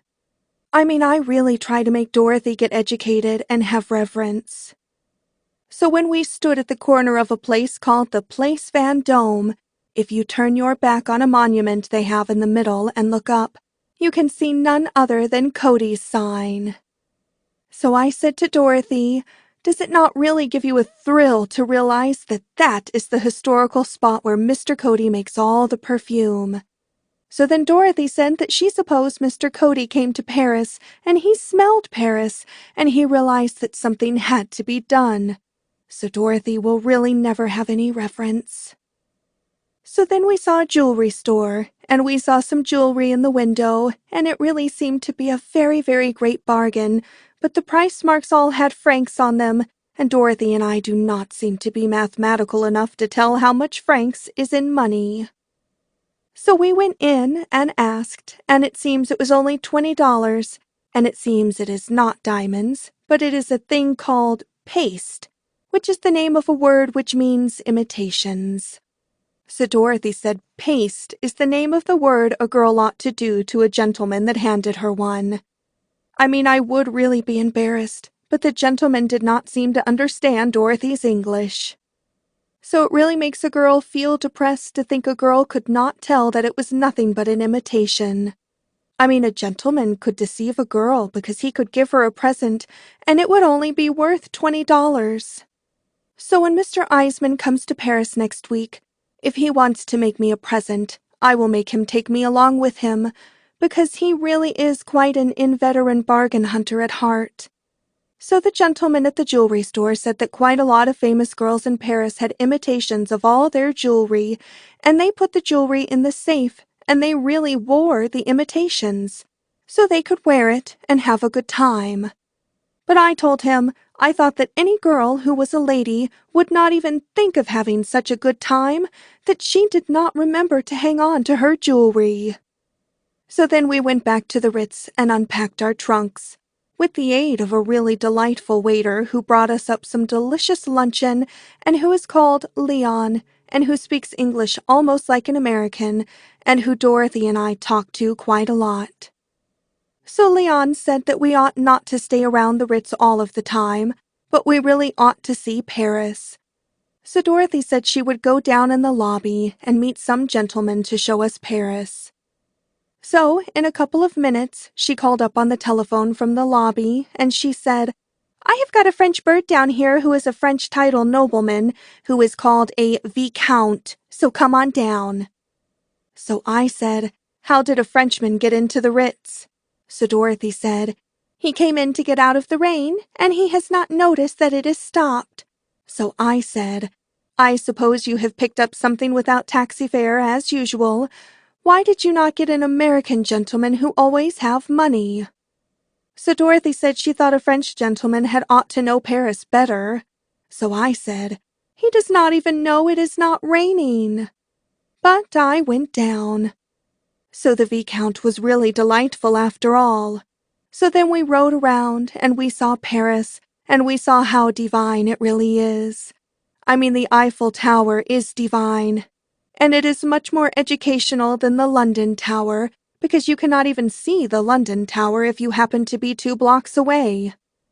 But when a girl looks at the Eiffel Tower, she really knows she is looking at something, and it would even be very difficult not to notice the Eiffel Tower. So then we went to a place called the Madrid to tea, and it really was divine. I mean, we saw the Dolly sisters, and Pearl White, and Mrs. Corey, and Mrs. Nash all over again. Then we went to dinner, and then we went to Montmartre, and it really was divine, because we saw them all over again. I mean, in Montmartre, they have genuine American jazz bands, and quite a lot of New York people, which we knew, and you really would think you were in New York, and it was divine.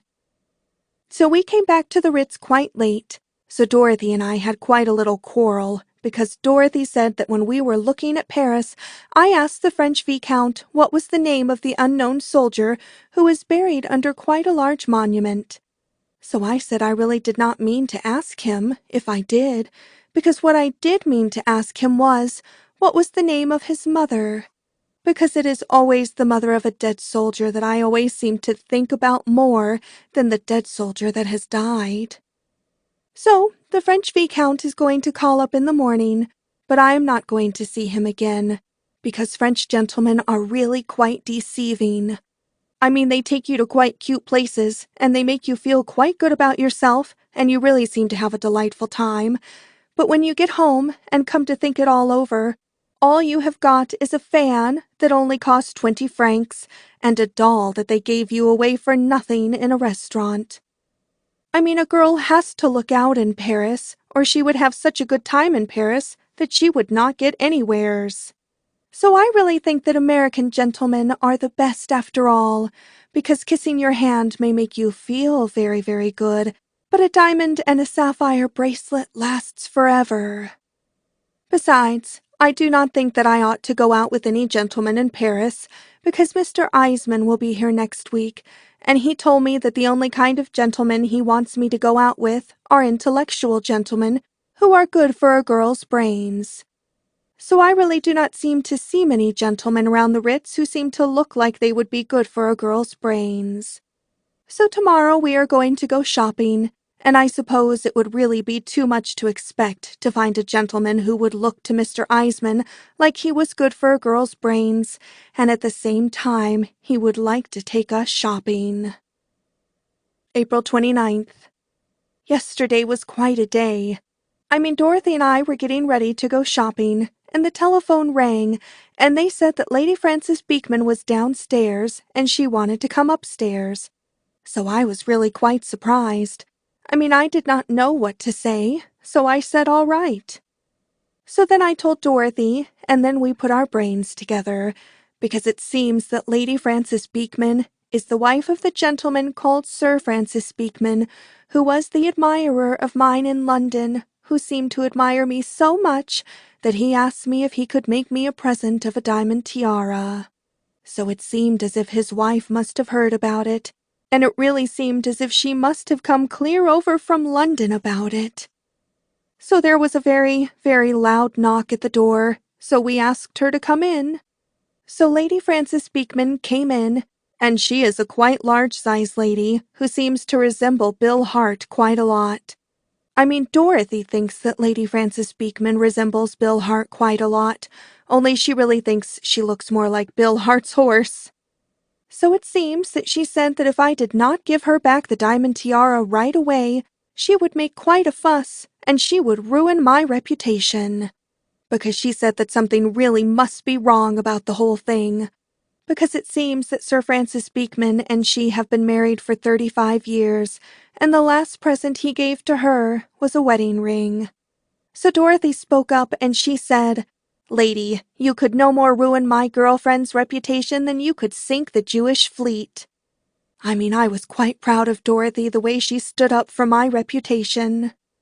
Because I really think that there is nothing so wonderful as two girls when they stand up for each other and help each other a lot. Because no matter how vigorous Lady Frances Beekman seems to be, she had to realize that she could not sink a whole fleet full of ships. So she had to stop talking against my reputation. So then she said she would drag it into the court, and she would say that it was undue influence.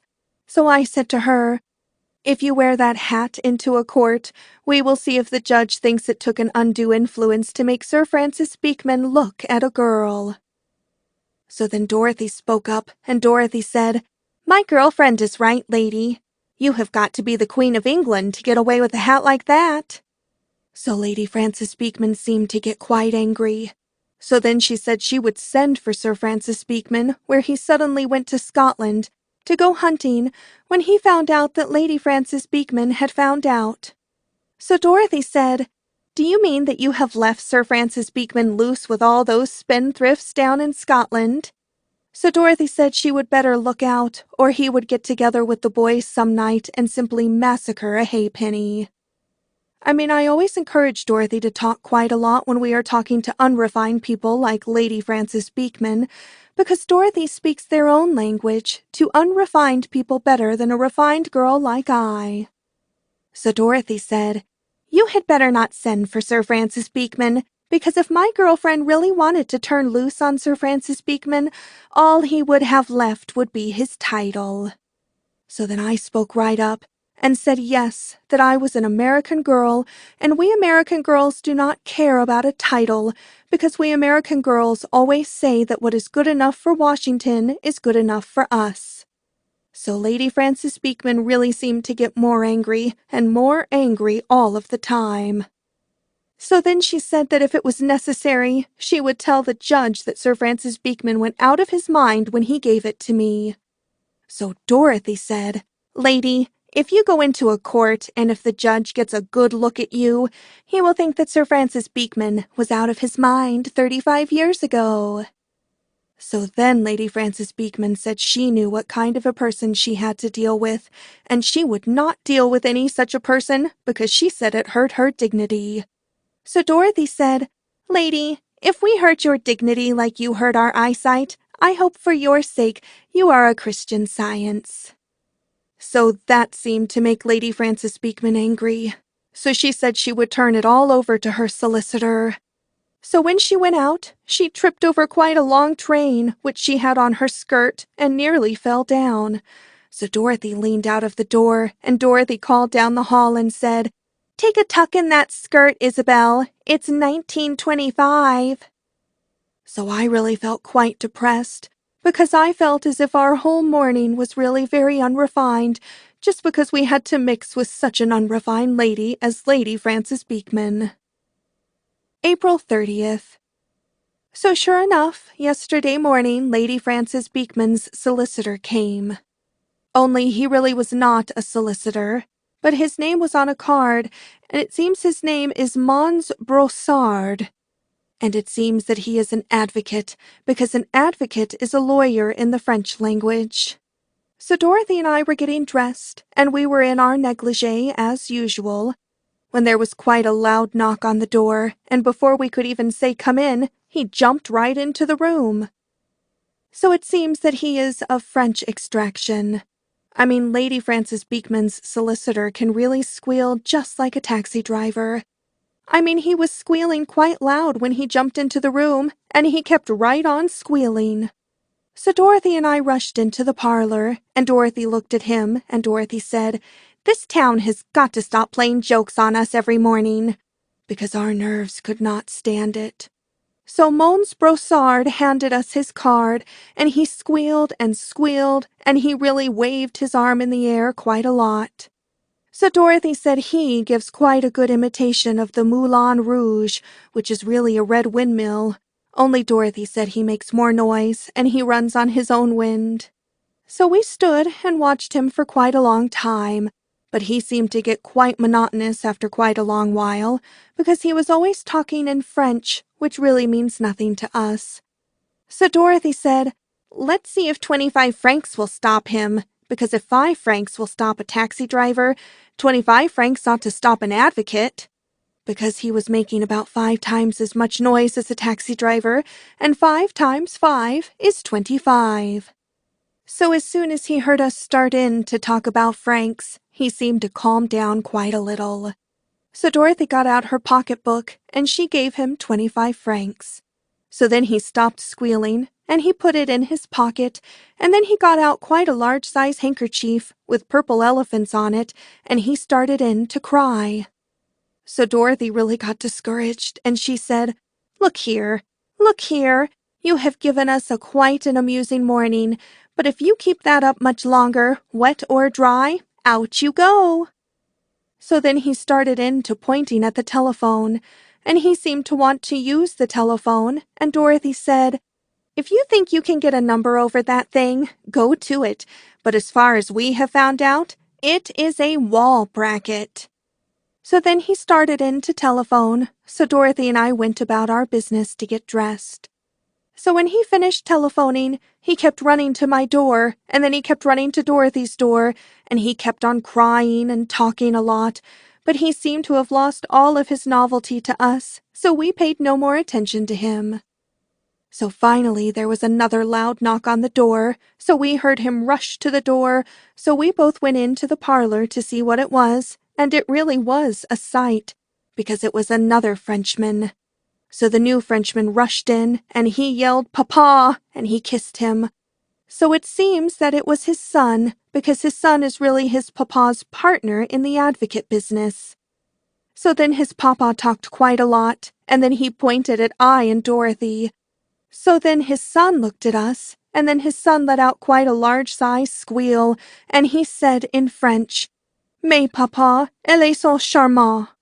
So it seems he was telling his papa in French that we were really charming. So then Mons Brossard stopped crying, and put on his glasses, and took a good look at us. So then his son put up the window shade, so his papa could get a better look at us. And when his papa had finished looking at us, he really became delighted.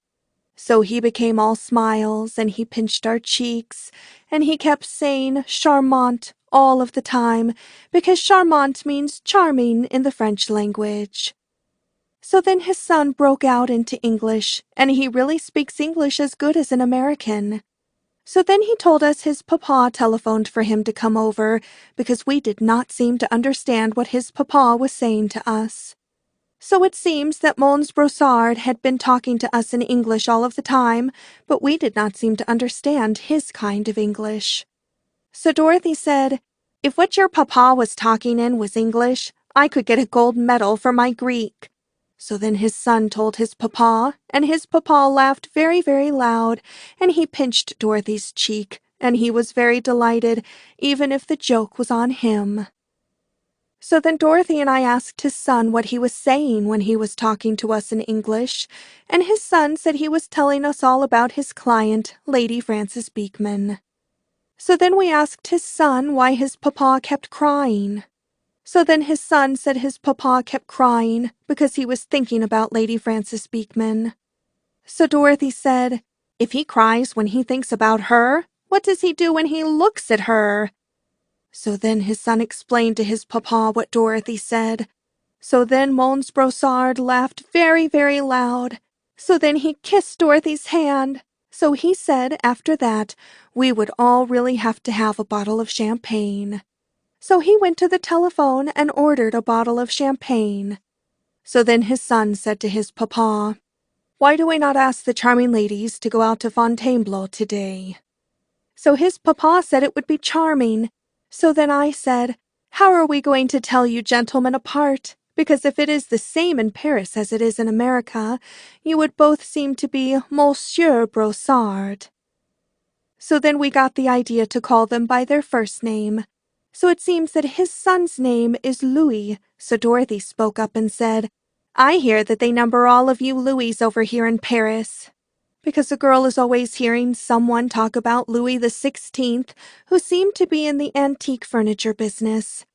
I mean, I was surprised to hear Dorothy get so historical, so she may really be getting educated in spite of everything. But Dorothy told Louis he need not try to figure out his number, because she got it the minute she looked at him. So it seems his papa's name is Robert, which means Robert in French. So Dorothy started in to think about her 25 francs, and she said to Robert, "Your mother certainly knew her grammar when she called you that." So Dorothy said we might as well go out to Fontainebleau with Louis and Robert if Louis would take off his yellow spats that were made out of yellow chamois skin with pink pearl buttons. Because Dorothy said, "Fun is fun, but no girl wants to laugh all of the time." So Louis is really always anxious to please. So he took off his spats, but when he took off his spats, we saw his socks. And when we saw his socks, we saw that they were Scotch plaid with small-size rainbows running through them. So Dorothy looked at them a little while, and she really became quite discouraged, and she said, "Well, Louis, I think you had better put your spats back on." So then Leon, our friend who is the waiter, came in with the bottle of champagne. So while he was opening the bottle of champagne, Louis and Robert talked together in French quite a lot, and I really think I had ought to find out what they said in French, because it might be about the diamond tiara. Because French gentlemen are very, very gallant, but I really do not think a girl can trust one of them around a corner. So when I get a chance, I am going to ask Leon what they said. So then we went to Fontainebleau, and then we went to Montmartre, and we got home very late, and we really had quite a delightful day and night, even if we did not go out shopping and buy anything. But I really think we ought to do more shopping, because shopping really seems to be what Paris is principally for. End of Chapter 4, Part 1. Chapter 4, Part 2. May 1st. Well, this morning I sent for Leon, who is Dorothy and my waiter friend, and I asked him what Louis and Robert said in French. So it seems that they said in French that we seemed to attract them very, very much, because they really thought that we were very charming, and they had not met girls that were so charming in quite a long time. So it seems that they said they would ask us out a lot, and that they would charge up all the bills to Lady Frances Beekman, because they would watch for their chance, and they would steal the diamond tiara. So then they said that even if they could not steal it from us, we were really so charming that it would be delightful to go around with us, even if they could not steal from us. So no matter what happens, they really could not lose. Because it seems that Lady Frances Beekman would be glad to pay all the bills when they told her they had to take us out a lot so they could watch for their chance and steal it. Because Lady Frances Beekman is the kind of a wealthy lady that does not spend money on anything else, but she will always spend money on a lawsuit. And she really would not mind spending the money, because it seems that something either I or Dorothy said to Lady Frances Beekman seemed to make her angry. So then I decided it was time to do some thinking, and I really thought quite a lot. So I told Dorothy I thought I would put the real diamond tiara in the safe at the Ritz, and then I would buy an imitation of a diamond tiara at the jewelry store that has the imitations that are called paste. So then I would leave the imitation of the diamond tiara lying around, so Louis and Robert could see how careless I seemed to be with it, so then they would get full of encouragement. So when we go out with Louis and Robert, I could put it in my handbag, and I could take it with me so Louis and Robert could always feel that the diamond tiara was within reach. So then Dorothy and I could get them to go shopping, and we could get them to spend quite a lot, and every time they seemed to get discouraged, I could open my handbag and let them get a glimpse of the imitation of a diamond tiara, and they would become more encouraged, and then they would spend some more money. Because I even might let them steal it at the last, because they were really charming gentlemen after all, and I really would like to help Louis and Robert. I mean, it would be quite amusing for them to steal it for Lady Frances Beekman, and she would have to pay them quite a lot. And then she would find out it was only made out of paste after all.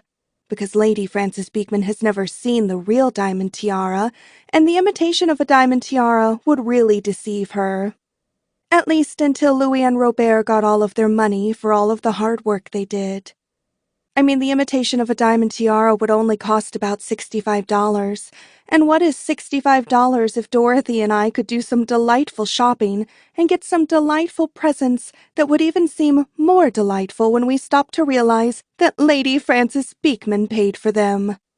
And it would teach Lady Frances Beekman a lesson not to say what she said to two American girls like I and Dorothy, who were all alone in Paris and had no gentleman to protect them. So when I got through telling Dorothy what I thought up, Dorothy looked at me, and she really said she thought my brains were a miracle. I mean, she said my brains reminded her of a radio, because you listen to it for days and days, and you get discouraged. And just when you are getting ready to smash it, something comes out that is a masterpiece. So then Louis called us up, so Dorothy told him that we thought it would be delightful if he and Robert would take us out shopping tomorrow morning. So then Louis asked his papa, and his papa said they would. So then they asked us if we would like to go see a play called The Folies Bergère tonight. So he said that all of the French people who live in Paris are always delighted to have some Americans, so it will give them an excuse to go to the Folies Bergère. So we said we would go. So now Dorothy and I are going out shopping to buy the imitation of a diamond tiara, and we are going out window shopping to pick out where we would like Louis and Robert to take us shopping tomorrow. So I really think that everything always works out for the best, because after all, we really need some gentlemen to take us around until Mr. Eisman gets to Paris, and we could not go around with any really attractive gentlemen, because Mr. Eisman only wants me to go out with gentlemen that have brains. So I said to Dorothy that, even if Louis and Robert do not look so full of brains, we could tell Mr. Eisman that all we were learning from them was French. So even if I have not seemed to learn French yet, I have really almost learned to understand Robert's English, so when Robert talks in front of Mr. Eisman and I seem to understand what he is saying, Mr. Eisman will probably think I know French. May 2nd. So last night we went to the Folies Bergère, and it really was divine. I mean, it was very, very artistic, because it had girls in it that were in the nude. So one of the girls was a friend of Louis, and he said that she was a very, very nice girl, and that she was only 18 years of age. So Dorothy said, "She is slipping it over on you, Louis, because how could a girl get such dirty knees and only 18 years? So Louis and Robert really laughed very, very loud. I mean, Dorothy was very unrefined at the Folies Bergère, But I always think that when girls are in the nude, it is very artistic, and if you have artistic thoughts, you think it is beautiful, and I really would not laugh in an artistic place like the Folies Bergère. So I wore the imitation of a diamond tiara to the Folies Bergère. I mean, it really would deceive an expert, and Louis and Robert could hardly take their eyes off of it. But they did not really annoy me, because I had it tied on very, very tight. I mean, it would be fatal if they got the diamond tiara before Dorothy and I took them shopping a lot. So we are all ready to go shopping this morning, and Robert was here bright and early, and he is in the parlor with Dorothy, and we are waiting for Louis. So I left the diamond tiara on the table in the parlor, so Robert could see how careless I really am with everything, but Dorothy is keeping her eye on Robert. So I just heard Louis come in, because I heard him kissing Robert. I mean, Louis is always kissing Robert, and Dorothy told Louis that if he did not stop kissing Robert, people would think that he painted batiks. So now I must join the others, and I will put the diamond tiara in my handbag so that Louis and Robert will feel that it is always around, and we will all go shopping. And I almost have to smile when I think of Lady Frances Beekman. May 3rd. Yesterday was really delightful. I mean, Louis and Robert bought Dorothy and I some delightful presents, but then they began to run out of all the francs they had with them, so they began to get discouraged. But just as soon as they began to get discouraged, I gave Robert my handbag to hold while I went to the fitting room to try on a blouse. So he was cheered up quite a lot, but of course Dorothy stayed with them and kept her eye on Robert, so he did not get a chance. But it really cheered him up quite a lot to even hold it. So after all their francs were gone, Robert said he would have to telephone to someone. So I suppose he telephoned to Lady Frances Beekman, and she must have said all right, because Robert left us at a place called the Café de la Paix, because he had to go on an errand, and when he came back from his errand, he seemed to have quite a lot more francs. So then they took us to luncheon, so after that luncheon we could go out shopping some more. But I am really learning quite a lot of French in spite of everything. I mean, if you want delicious chicken and peas for luncheon, all you have to say is petit pay and pulley. I mean, French is really very easy. For instance, the French use the word chic for everything, while we only seem to use it for gentlemen when they seem to resemble Rudolph Valentino. So while we were shopping in the afternoon, I saw Louis get Dorothy off in a corner and whisper to her quite a lot. So then I saw Robert get her off in a corner and whisper to her quite a lot. So when we got back to the Ritz, Dorothy told me why they whispered to her. So it seems when Louis whispered to Dorothy, Louis told Dorothy that if she would steal the diamond tiara from me and give it to him and not let his papa know, he would give her 1,000 francs. Because it seems that Lady Frances Beekman has got her heart set on it, and she will pay quite a lot for it because she is quite angry, and when she gets really as angry as she is only a woman with one idea. So if Louis could get it, and his papa would not find it out, he could keep all the money for himself. So it seems that later on, when Robert was whispering to Dorothy, he was making her the same proposition for 2,000 francs, so that Louis would not find out, and Robert could keep all the money for himself. So I really think it would be delightful if Dorothy could make some money for herself, because it might make Dorothy get some ambitions. So tomorrow morning, Dorothy is going to take the diamond tiara, and she is going to tell Louis that she stole it, and she is going to sell it to Louis. But she will make him hand over the money first, and then, just as she is going to hand over the diamond tiara, I am going to walk in on them and say, "Oh, there is my diamond tiara. I have been looking for it everywhere. So then I will get it back." So then she will tell him that she might just as well keep the 1,000 francs, because she will steal it for him again in the afternoon.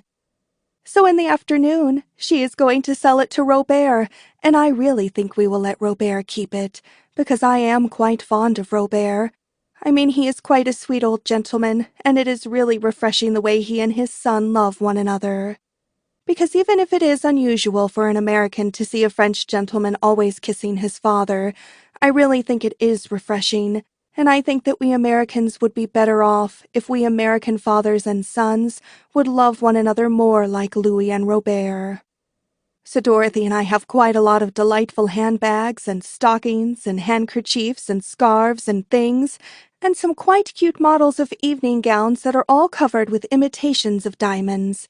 Only they do not call them paste when they are on a dress, but they call them diamantes, and I really think a girl looks quite cute when she is covered all over with diamantes. May 5th. So yesterday morning, Dorothy sold the imitation of a diamond tiara to Louis, so then we got it back. So in the afternoon, we all went out to Versailles. Louis and Robert were quite delighted not to go shopping anymore, so I suppose that Lady Frances Beekman really thinks that there is a limit to almost everything. So I took Louis for a walk at Versailles so that Dorothy would have a chance to sell it to Robert. So then she sold it to Robert. So then he put it in his pocket. But when we were coming home, I got to thinking things over, and I really got to thinking that an imitation of a diamond tiara was quite a good thing to have after all. Especially if a girl does go around a lot in Paris with admirers who are of the French extraction. And after all, I really do not think a girl ought to encourage Robert to steal something from two American girls who are all alone in Paris and have no gentleman to protect them. So I asked Dorothy which pocket Robert put it in, so I sat next to him in the automobile coming home, and I took it out. So we were in quite a quaint restaurant for dinner when Robert put his hand in his pocket, and then he started to squeal once more. So it seems he had lost something, so he and Louis had one of their regular squealing and shoulder-shrugging matches. But Louis told his papa that he did not steal it out of his papa's pocket. But then Robert started to cry to think that his son would steal something out of his own papa's pocket. So after Dorothy and I had had about all we could stand, I told them all about it. I really felt sorry for Robert, so I told him not to cry anymore, because it was nothing but paste after all. So then I showed it to them.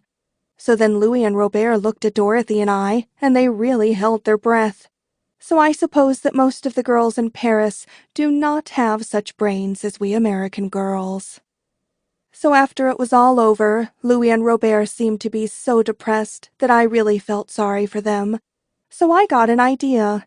So I told them that we would all go out tomorrow to the imitation of a jewelry store, and they could buy another imitation of a diamond tiara to give to Lady Frances Beekman, and they could get the man in the jewelry store to put on the bill that it was a handbag, and they could charge the bill to Lady Frances Beekman along with the other expenses. Because Lady Frances Beekman had never seen the real diamond tiara anyway. So Dorothy spoke up, and Dorothy said that as far as Lady Frances Beekman would know about diamonds, you could nick off a piece of ice and give it to her, only it would melt. So then Robert looked at me, and he reached over and kissed me on the forehead in a way that was really full of reverence. So then we had quite a delightful evening. Because we all seemed to understand one another. Because after all, Dorothy and I could really have a platonic friendship with gentlemen like Louis and Robert. There seems to be something common between us, especially when we all get to thinking about Lady Frances Beekman. So they are going to charge Lady Frances Beekman quite a lot of money when they give her the imitation of a diamond tiara, and I told Robert, if she seems to complain, to ask her if she knew that Sir Francis Beekman sent me £10 worth of orchids every day while we were in London. So that would make her so angry that she would be glad to pay almost anything to get the diamond tiara. So when Lady Frances Beekman pays them all the money, Louis and Robert are going to give us a dinner in our honor at Syros. So when Mr. Eisman gets here on Saturday, Dorothy and I are going to make Mr. Eisman give Louis and Robert a dinner in their honor at Syros, because of all the way they helped us when we were two American girls all alone in Paris and could not even speak the French language.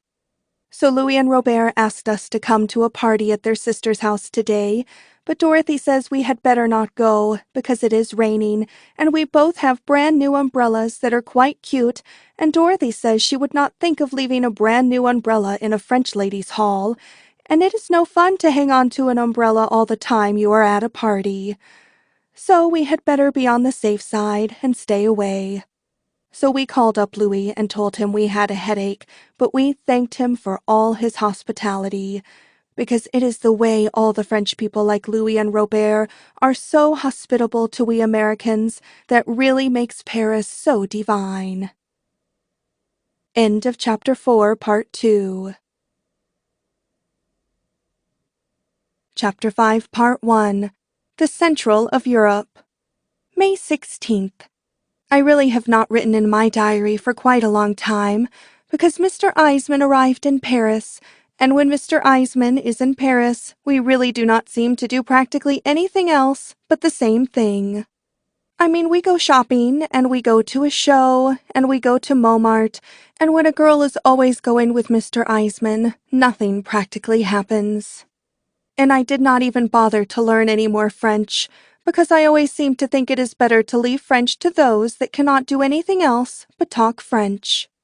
So finally, Mr. Eisman seemed to lose quite a lot of interest in all of my shopping, so he heard about a button factory that was for sale quite cheaply in Vienna, and as Mr. Eisman is in the button profession, he thought it would be quite a good thing to have a button factory in Vienna, so he went to Vienna, and he said he did not care if he did not ever see the Rue de la Paix again. So he said if he thought Vienna would be good for a girl's brains, he would send for Dorothy and I, and we could meet him at Vienna and learn something. Because Mr. Eisman really wants me to get educated more than anything else, especially shopping. So now we have a telegram, and Mr. Eisman says in the telegram for Dorothy and I to take an Oriental Express, because we really ought to see the Central of Europe, because we American girls have quite a lot to learn in the Central of Europe. So Dorothy says if Mr. Eisman wants us to see the Central of Europe, she bets there is not a Rue de la Paix in the whole Central of Europe. So Dorothy and I are going to take an Oriental Express tomorrow, and I really think it is quite unusual for two American girls like I and Dorothy to take an Oriental Express all alone, because it seems that in the Central of Europe they talk some other kinds of languages which we do not understand besides French. But I always think that there is nearly always some gentleman who will protect two American girls like I and Dorothy, who are all alone and who are traveling in the Central of Europe to get educated. May 17th. So now we are on an Oriental Express, and everything seems to be quite unusual. I mean, Dorothy and I got up this morning, and we looked out of the window of our compartment, and it was really quite unusual. Because it was farms, and we saw quite a lot of girls who seemed to be putting small-size haystacks onto large-size haystacks while their husbands seemed to sit at a table under quite a shady tree and drink beer. Or else their husbands seemed to sit on a fence and smoke their pipe and watch them. So Dorothy and I looked at two girls who seemed to be plowing up all of the ground with only the aid of a cow, and Dorothy said, I think we girls have gone one step too far away from New York, because it begins to look to me as if the Central of Europe is no country for we girls. So we both became quite worried. I became quite depressed, because if this is what Mr. Eisman thinks we American girls ought to learn, I really think it is quite depressing. So I do not think we care to meet any gentlemen who have been born and raised in the Central of Europe. The more I travel, and the more I seem to see other gentlemen, the more I seem to think of American gentlemen. So now I am going to get dressed and go to the dining car and look for some American gentlemen and hold a conversation, because I really feel so depressed.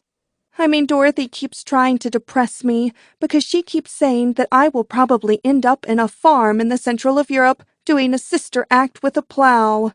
Because Dorothy's jokes are really very unrefined, and I think that I will feel much better if I go to the dining car and have some luncheon. Well, I went to the dining car, and I met a gentleman who was quite a delightful American gentleman. It was quite a coincidence, because we girls have always heard about Henry Spofford, and it was really nobody else but the famous Henry Spofford, who is the famous Spofford family, who is a very, very fine old family, who is very, very wealthy. Mr. Spofford is one of the most famous families in New York, and he is not like most gentlemen who are wealthy, but he works all of the time for the good of others.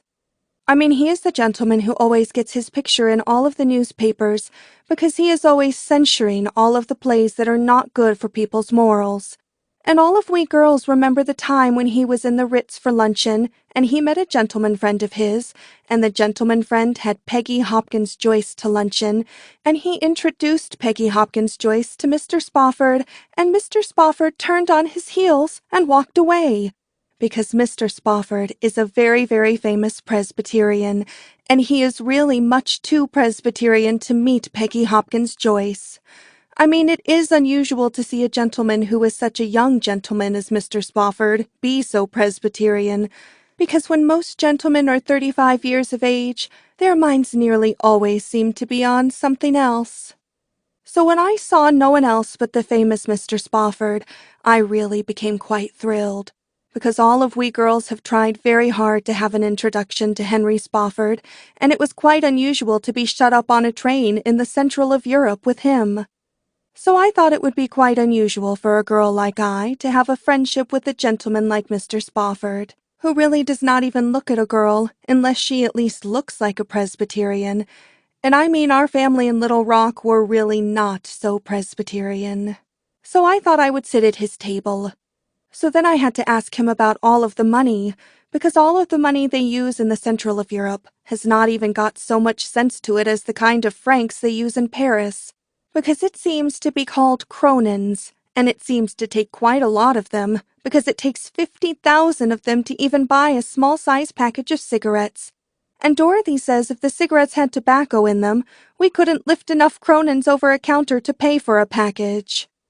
So this morning, Dorothy and I asked the porter to bring us a bottle of champagne, and we really did not know what to give him for a tip.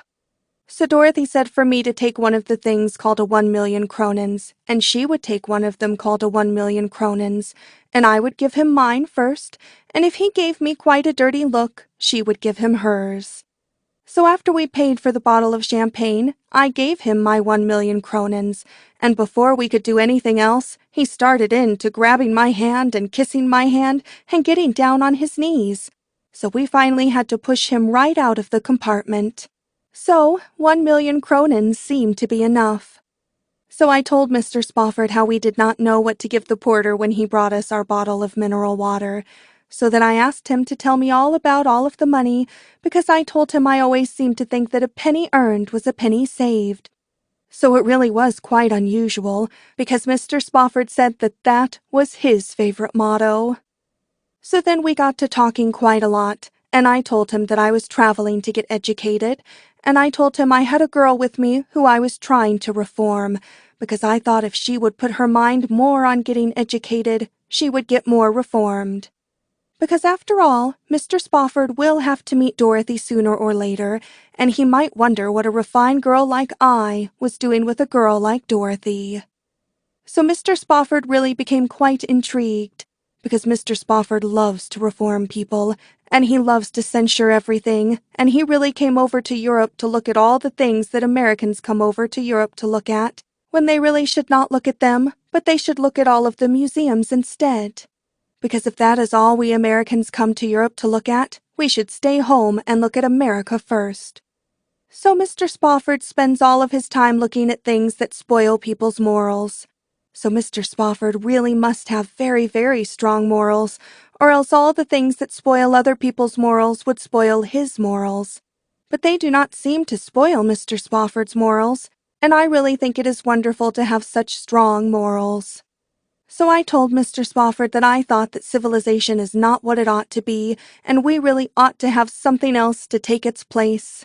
So Mr. Spofford said that he would come to call on Dorothy and I in our compartment this afternoon, and we would talk it all over, if his mother does not seem to need him in her compartment, because Mr. Spofford's mother always travels with Mr. Spofford, and he never does anything unless he tells his mother all about it and asks his mother if he ought to.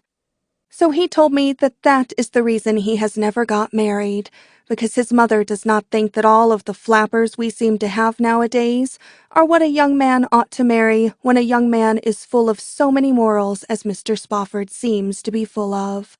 So I told Mr. Spofford that I really felt just like his mother feels about all of the flappers, because I am an old-fashioned girl. So then I got to worrying about Dorothy quite a lot, because Dorothy is really not so old-fashioned, and she might say something in front of Mr. Spofford that might make Mr. Spofford wonder what such an old-fashioned girl as I was doing with such a girl as Dorothy. So I told him how I was having quite a hard time reforming Dorothy, and I would like to have him meet Dorothy, so he could tell me if he really thinks I am wasting quite a lot of time trying to reform a girl like Dorothy. So then he had to go to his mother. So I really hope that Dorothy will act more reformed than she usually acts in front of Mr. Spofford. Well, Mr. Spofford just left our compartment, so he really came to pay a call on us after all. So Mr. Spofford told us all about his mother, and I was really very, very intrigued, because if Mr. Spofford and I become friendly, he is the kind of gentleman that always wants a girl to meet his mother. I mean, if a girl gets to know what kind of a mother a gentleman's mother is like, she really knows more what kind of a conversation to use on a gentleman's mother when she meets her. Because a girl like I is really always on the verge of meeting gentlemen's mothers. But such an unrefined girl as Dorothy is really not the kind of girl that ever meets gentlemen's mothers. So Mr. Spofford says his mother has to have him take care of her quite a lot, because Mr. Spofford's mother's brains have never really been so strong. Because it seems his mother came from such a very fine old family that even when she was quite a small-sized child, she had to be sent to a school that was a special school for people of very fine old families who had to have things very easy on their brain. So she still has to have things very easy on her brain, so she has a girl who is called her companion, who goes with her everywhere, who is called Miss Chapman. Because Mr. Spofford says that there is always something new going on in the world which they did not get a chance to tell her about at the school. So now Miss Chapman keeps telling her instead. Because how would she know what to think about such a new thing as a radio, for instance, if she did not have a Miss Chapman to tell her what it was, for instance? So Dorothy spoke up, and Dorothy said, "What a responsibility that girl has got on her shoulders. For instance, what if Miss Chapman told her a radio was something to build a fire in, and she would get cold some day and stuff it full of papers and light it?"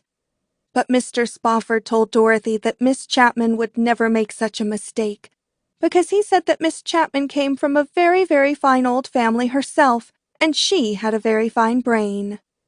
So Dorothy said, "If she really has got such a fine brain, I bet her fine old family once had an iceman who could not be trusted." So Mr. Spofford and I did not pay any more attention to Dorothy, because Dorothy really does not know how to hold a conversation. So then I and Mr. Spofford held a conversation all about morals, and Mr. Spofford says he really thinks the future of everything is between the hands of Mr. Blank, the district attorney, who is now the famous district attorney who is closing up all the places in New York where they sell all of the liquor. So Mr. Spofford said that a few months ago, when Mr. Blank decided he would try to get the job to be the district attorney, he put $1,000 worth of liquor down his sink. So now Mr. Blank says that everybody else has got to put it down their sink.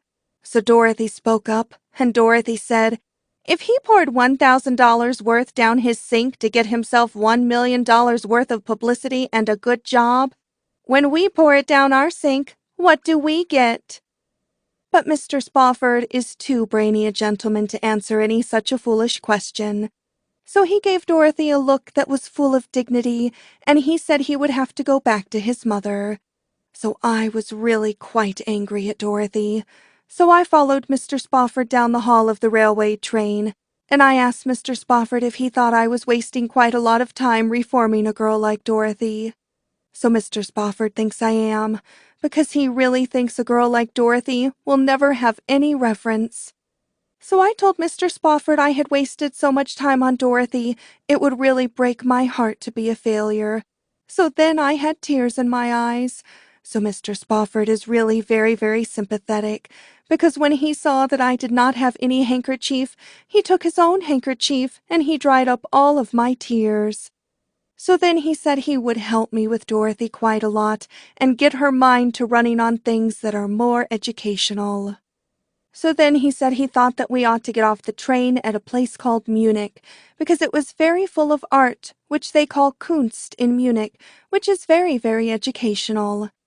So he said he and Dorothy and I would get off of the train in Munich, because he could send his mother right on to Vienna with Miss Chapman, because every place always seems to look alike to his mother anyway.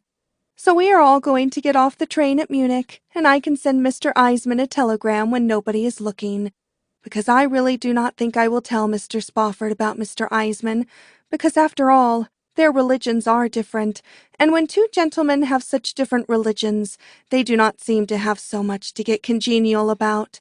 So I can telegraph Mr. Eisman that Dorothy and I thought we would get off the train at Munich to look at all of the art. So then I went back to Dorothy, and I told Dorothy if she did not have anything to say in the future, to not say it. Because even if Mr. Spofford is a fine old family, and even if he is very Presbyterian, I and he could really be friendly after all, and talk together quite a lot. I mean, Mr. Spofford likes to talk about himself quite a lot, so I said to Dorothy, it really shows that, after all, he is just like any other gentleman. But Dorothy said she would demand more proof than that. So Dorothy says she thinks that maybe I might become quite friendly with Mr. Spofford, and especially with his mother, because she thinks his mother and I have quite a lot in common. But she says, if I ever bump into Miss Chapman, she thinks I will come to a croaker, because Dorothy saw Miss Chapman when she was at a luncheon, and Dorothy says Miss Chapman is the kind of a girl that wears a collar and a tie, even when she is not on horseback. And Dorothy said it was the look that Miss Chapman gave her at luncheon that really gave her the idea about the Iceman.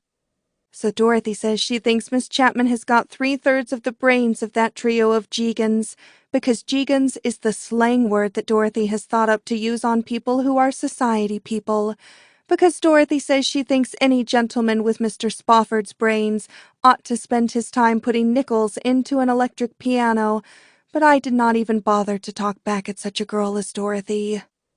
So now we must get ready to get off the train when the train gets to Munich, so that we can look at all of the Kunst in Munich. May 19th.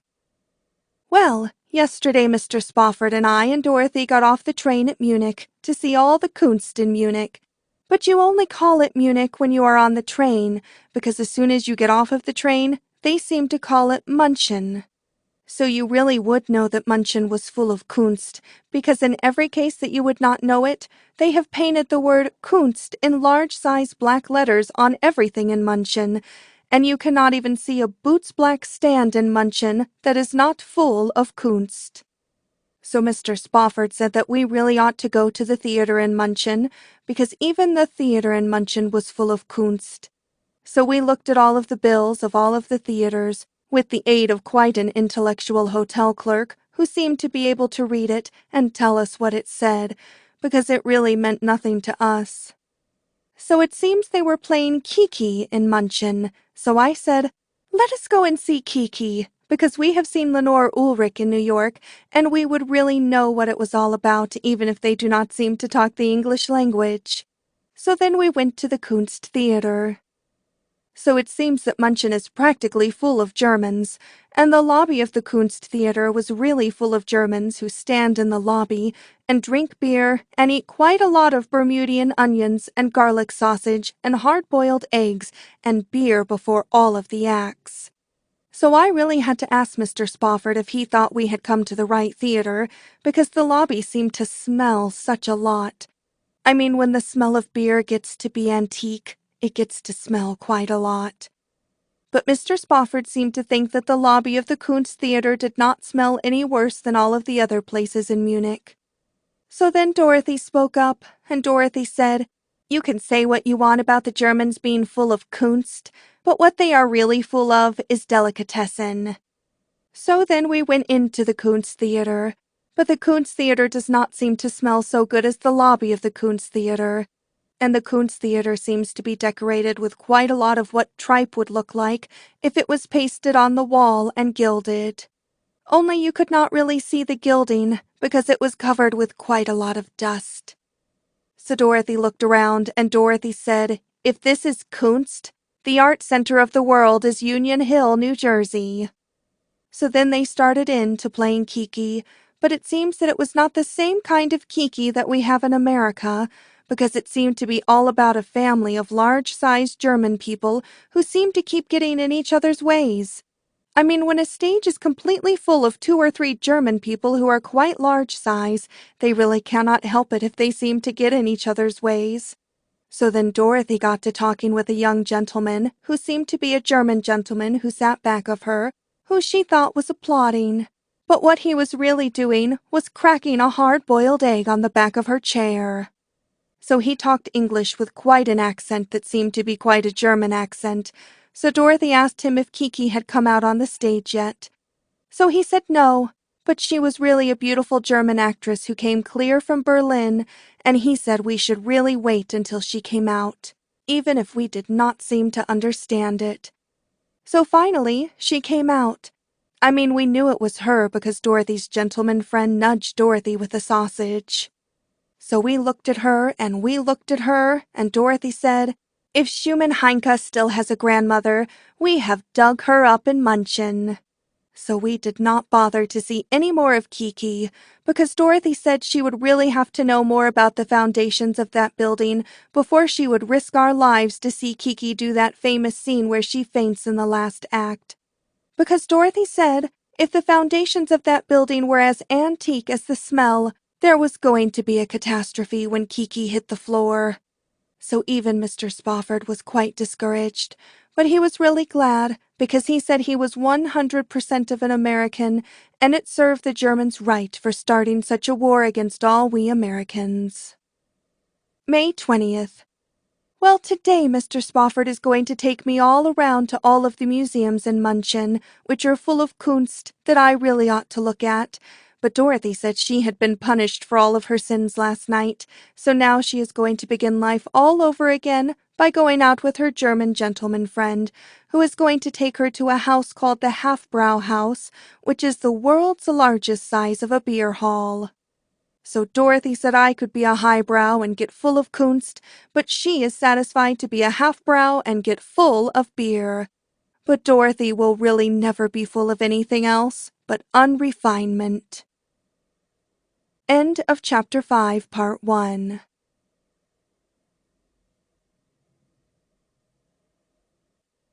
Chapter 5, Part 2. May 21st. Well, Mr. Spofford and I and Dorothy are on the train again, and we are all going to Vienna. I mean, Mr. Spofford and I spent one whole day going through all of the museums in Munchen, but I am really not even going to think about it.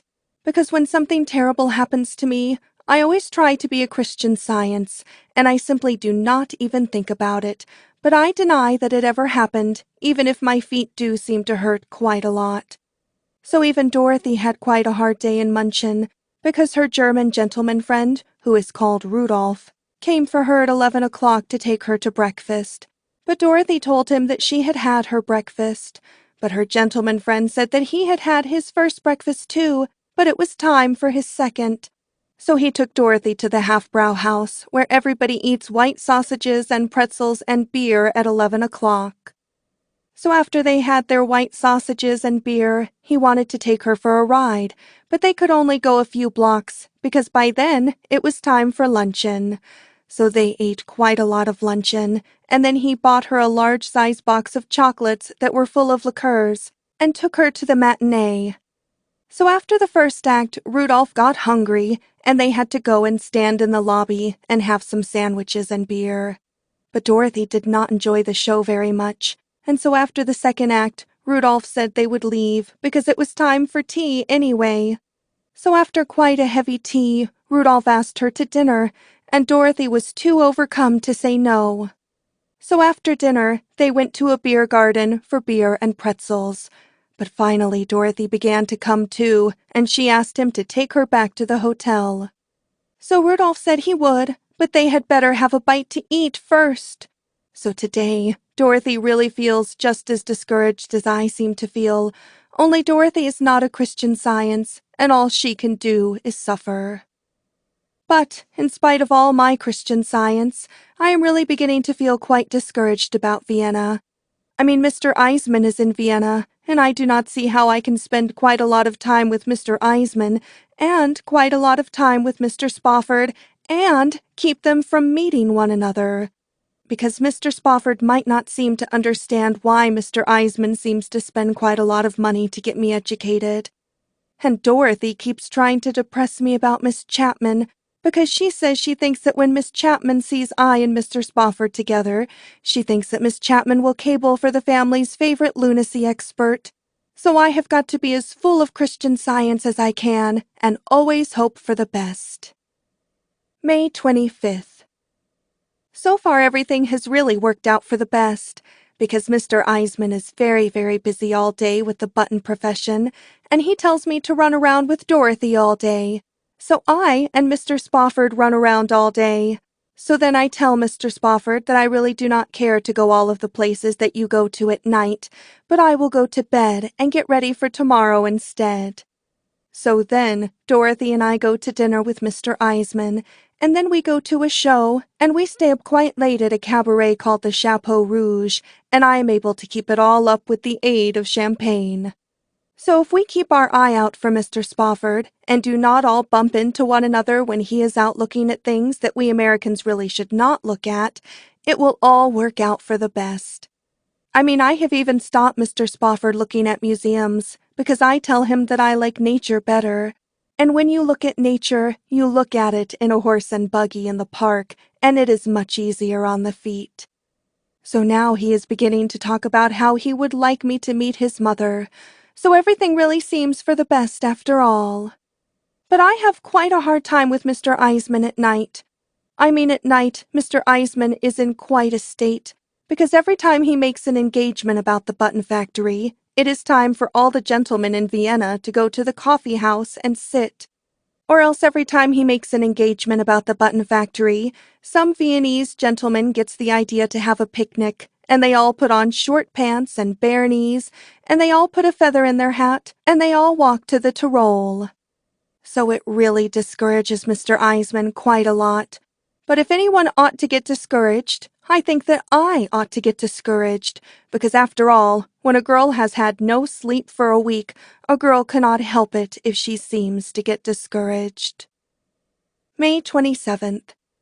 Well, finally I broke down, and Mr. Spofford said that he thought a little girl like I, who was trying to reform the whole world, was trying to do too much, especially beginning on a girl like Dorothy. So he said there was a famous doctor in Vienna called Dr. Freud, who could stop all of my worrying, because he does not give a girl medicine, but he talks you out of it by psychoanalysis. So yesterday he took me to Dr. Freud. So Dr. Freud and I had quite a long talk in the English language. So it seems that everybody seems to have a thing called inhibitions, which is when you want to do a thing and you do not do it. So then you dream about it instead. So Dr. Freud asked me what I seem to dream about. So I told him that I never really dream about anything. I use my brain so much in the daytime that at night they do not seem to do anything else but rest. So Dr. Freud was very, very surprised at a girl who did not dream about anything. So then he asked me about all my life. He is very, very sympathetic, and he seems to know how to draw a girl out quite a lot. I told him things that I really would not even put in my diary. So then he seemed very, very intrigued at a girl who always seemed to do everything she wanted to do. So he asked me if I really never wanted to do a thing that I did not do. For instance, did I ever want to do a thing that was really violent, for instance? Did I ever want to shoot someone, for instance? So then I said I had, but the bullet only went in Mr. Jennings' lung and came right out again. So then Dr. Freud looked at me, and he said he did not really think it was possible. So then he called in his assistants, and he pointed at me and talked to his assistants quite a lot in the Viennese language. So then his assistants looked at me, and it really seemed as if I was quite a famous case. So then Dr. Freud said that all I needed was to cultivate a few inhibitions and get some sleep. May 29th. Things are really getting to be quite a strain, because yesterday Mr. Spofford and Mr. Eisman were both in the lobby of the Bristol Hotel, and I had to pretend not to see both of them. I mean, it is quite an easy thing to pretend not to see one gentleman, but it is a quite hard thing to pretend not to see two gentlemen. So something has really got to happen soon, or I will have to admit that things seem to be happening that are not for the best.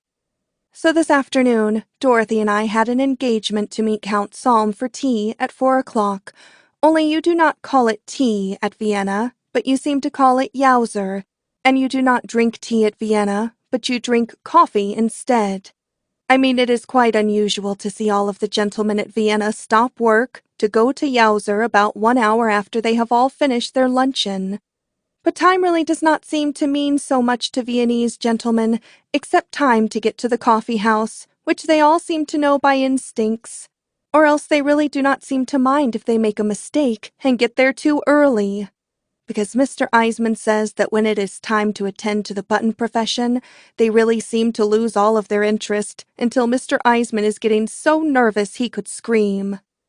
So we went to Dymel's and met Count Salm, but while we were having Yowzer with Count Salm, we saw Mr. Spofford's mother come in with her companion, Miss Chapman, and Miss Chapman seemed to look at me quite a lot and talk to Mr. Spofford's mother about me quite a lot. So I became quite nervous, because I really wished that we were not with Count Salm.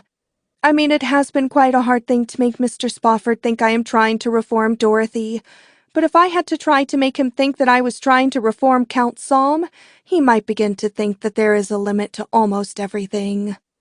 So Mr. Spofford's mother seems to be deaf, because she seems to use an ear trumpet, and I really could not help overhearing quite a lot of words that Miss Chapman was using on me, even if it is not such good etiquette to overhear people. So Miss Chapman seemed to be telling Mr. Spofford's mother that I was a creature, and she seemed to be telling her that I was the real reason why her son seemed to be so full of nothing but neglect lately. So then Mr. Spofford's mother looked at me, and looked at me, even if it was not such good etiquette to look at a person. And Miss Chapman kept right on talking to Mr. Spofford's mother, and I heard her mention Willie Gwynn, and I think that Miss Chapman has been making some inquiries about me, and I really think that she has heard about the time when all of the family of Willie Gwynn had quite a long talk with me and persuaded me not to marry Willie Gwynn for $10,000. So I really wish Mr. Spofford would introduce me to his mother before she gets to be full of quite a lot of prejudice, because one thing seems to be piling up on top of another thing until I am almost on the verge of getting nervous, and I have not had any time yet to do what Dr. Freud said a girl ought to do. So tonight I am going to tell Mr. Eisman that I have got to go to bed early, so then I can take quite a long ride with Mr. Spofford and look at nature, and he may say something definite, because nothing makes gentlemen get so definite as looking at nature when it is moonlight. May 30th. Well, last night Mr. Spofford and I took quite a long ride in the park, but they do not call it a park in the Viennese language, but they call it a prater. So a prater is really Devine, because it is just like Coney Island, but at the same time it is in the woods, and it is practically full of trees, and it has quite a long road for people to take rides on in a horse and buggy. So I found out that Miss Chapman had been talking against me quite a lot.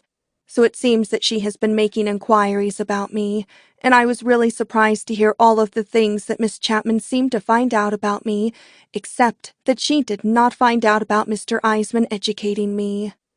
So then I had to tell Mr. Spofford that I was not always so reformed as I am now, because the world was full of gentlemen who were nothing but wolves in sheep clothes, that did nothing but take advantage of all we girls. So I really cried a lot. So then I told him how I was just a little girl from Little Rock when I first left Little Rock, and by that time even Mr. Spofford had tears in his eyes. So I told him how I came from a very, very good family, because Papa was very intellectual, and he was a very, very prominent elk, and everybody always said that he was a very intellectual elk. So I told Mr. Spofford that when I left Little Rock, I thought all of the gentlemen did not want to do anything but protect we girls, and by the time I found out that they did not want to protect us so much, it was too late. So then he cried quite a lot. So then I told him how I finally got reformed by reading all about him in the newspapers, and when I saw him in the Oriental Express, it really seemed to be nothing but the result of fate. So I told Mr. Spofford that I thought a girl was really more reformed if she knew what it was to be unreformed than if she was born reformed and never really knew that was the matter with her. So then Mr. Spofford reached over and he kissed me on the forehead in a way that was full of reverence, and he said I seemed to remind him quite a lot of a girl who got quite a write-up in the Bible who was called Magdalene. So then he said that he used to be a member of the choir himself, so who was he to cast the first rock at a girl like I? So we rode around in the Prater until it was quite late, and it really was divine, because it was moonlight, and we talked quite a lot about morals, and all the bands in the Prater were all playing in the distance Mama Love Papa, because Mama Love Papa has just reached Vienna, and they all seem to be crazy about Mama Love Papa, even if it is not so new in America. So then he took me home to the hotel. So everything always works out for the best, because this morning Mr. Spofford called up and told me he wanted me to meet his mother. So I told him I would like to have luncheon alone with his mother, because we could have quite a little tete-a-tete if there was only two of us. So I told him to bring his mother to our room for luncheon, because I thought that Miss Chapman could not walk into our room and spoil everything. So he brought his mother down to our sitting room, and I put on quite a simple little organdy gown that I had ripped all of the trimming off of, and I had a pair of black lace mitts that Dorothy used to wear in the Follies, and I had a pair of shoes that did not have any heels on them. So when he introduced us to each other, I dropped her a curtsy, because I always think it is quite quaint when a girl drops quite a lot of curtsies. So then he left us alone, and we had quite a little talk, and I told her that I did not seem to like all of the flappers that we seem to have nowadays, because I was brought up to be more old-fashioned. So then Mr. Spofford's mother told me that Miss Chapman said that she had heard that I was not so old-fashioned, but I told her that I was so old-fashioned that I was always full of respect for all of my elders, and I would not dare to tell them everything they ought to do, like Miss Chapman seems to tell her everything she ought to do, for instance. So then I ordered luncheon, and I thought some champagne would make her feel quite good for luncheon, so I asked her if she liked champagne. So she really likes champagne very, very much, but Miss Chapman thinks it is not so nice for a person to drink liquor. But I told her that I was a Christian Science, and all of we Christian Science seem to believe that there cannot really be any harm in anything, so how can there be any harm in a small-size bottle of champagne? So she never seemed to look at it in that kind of a light before, because she said that Miss Chapman believed in Christian Science also, but what Miss Chapman believed about things that were good for you to drink seemed to apply more towards water. So then we had luncheon, and she began to feel very, very good. So I thought that we had better have another bottle of champagne, because I told her that I was such an ardent Christian Science that I did not believe there could be any harm in 2 bottles of champagne. So we had another bottle of champagne, and she became very intrigued about Christian Science, because she said that she really thought it was a better religion than Presbyterians. So she said Miss Chapman used to try to get her to use it on things, but Miss Chapman never seemed to have such a large-size grasp of the Christian Science religion as I seemed to have. So then I told her that I thought Miss Chapman was jealous of her good looks. So then she said that that was true, because Miss Chapman would always make her wear hats that were made out of black horse's hair, because horse's hair does not weigh so much on a person's brain. So I told her I was going to give her one of my hats that has got quite large-size roses on it.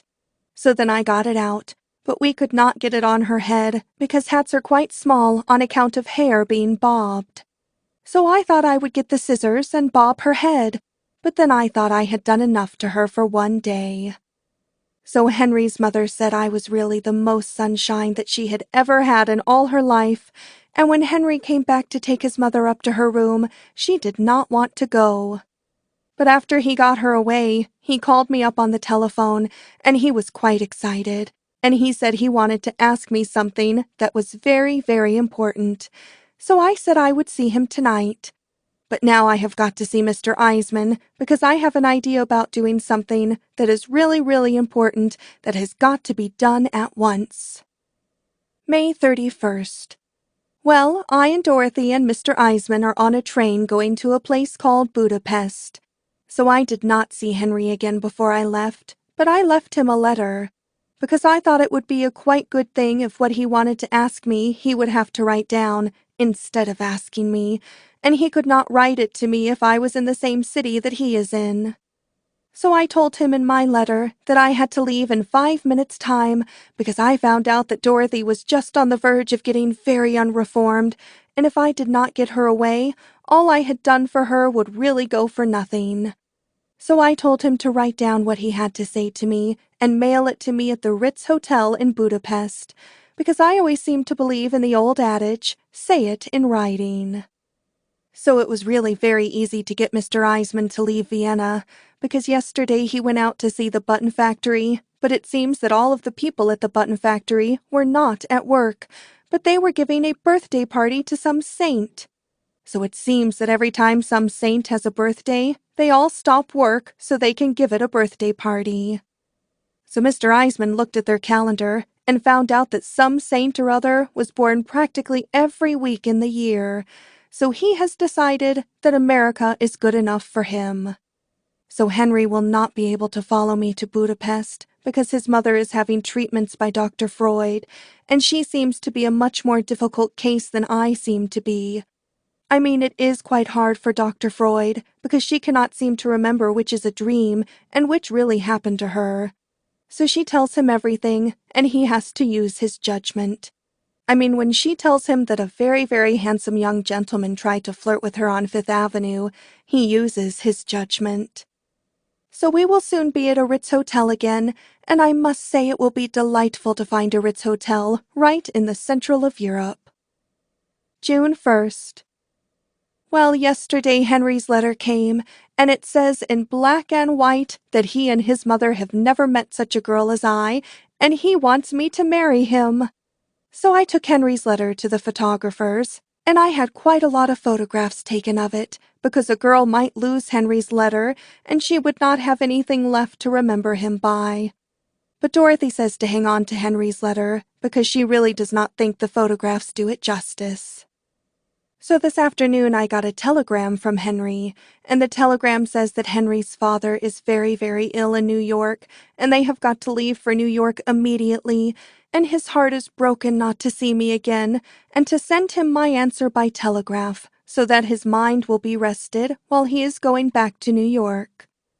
So I sent him a telegram, and I accepted his proposal. So tonight I got another telegram, and Henry says that he and his mother are very, very happy, and Henry's mother can hardly bear Miss Chapman anymore, and Henry says he hopes I will decide to come right back to New York and keep his mother quite a lot of company, because he thinks I can reform Dorothy more in New York anyway, where there is prohibition and nobody can get anything to drink. So now I have got to make up my mind whether I really want to marry Henry after all, because I know too much to get married to any gentleman like Henry without thinking it all over. Because Henry is the kind of a gentleman who gets on a girl's nerves quite a lot, and when a gentleman has nothing else to do but get on a girl's nerves, there really seems to be a limit to almost everything. Because when a gentleman has a business, he has an office, and he has to be there. But when a gentleman's business is only looking into other people's business, a gentleman is always on the verge of coming in and out of the house.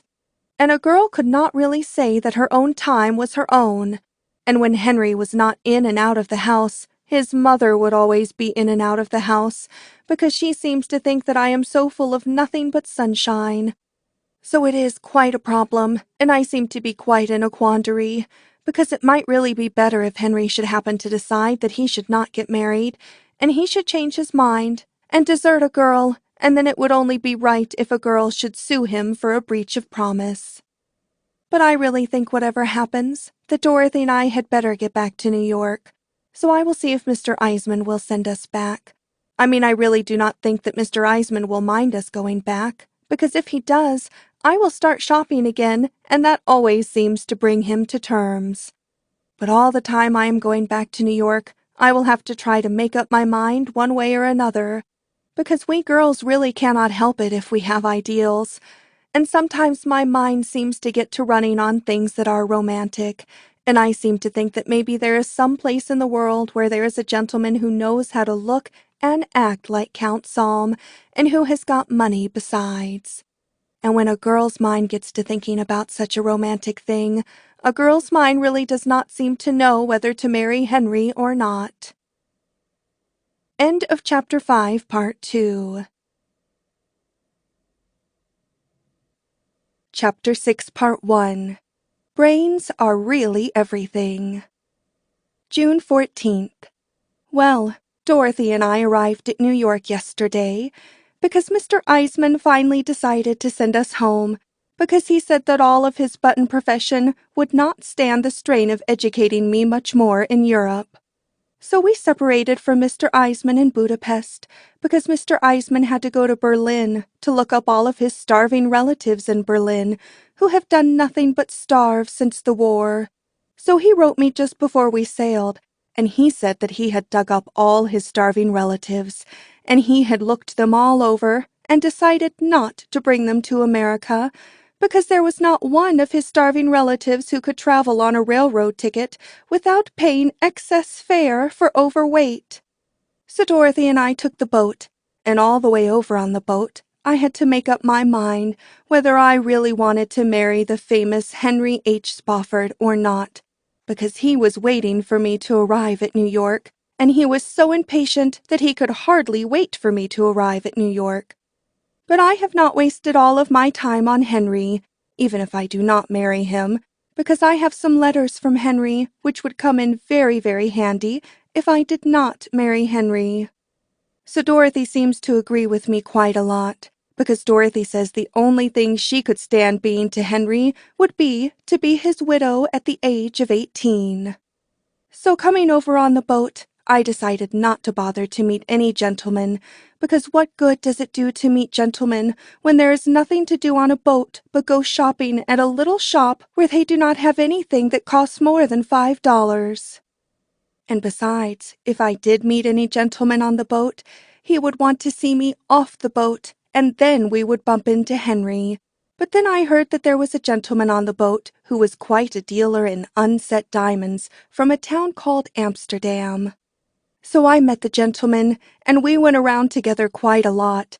But we had quite a quarrel the night before we landed, so I did not even bother to look at him when I came down the gangplank, and I put the unset diamonds in my handbag so I did not have to declare them at customs. So Henry was waiting for me at the customs, because he had come up from Pennsylvania to meet me, because their country estate is at Pennsylvania, and Henry's father is very, very ill at Pennsylvania, so Henry has to stay there practically all of the time.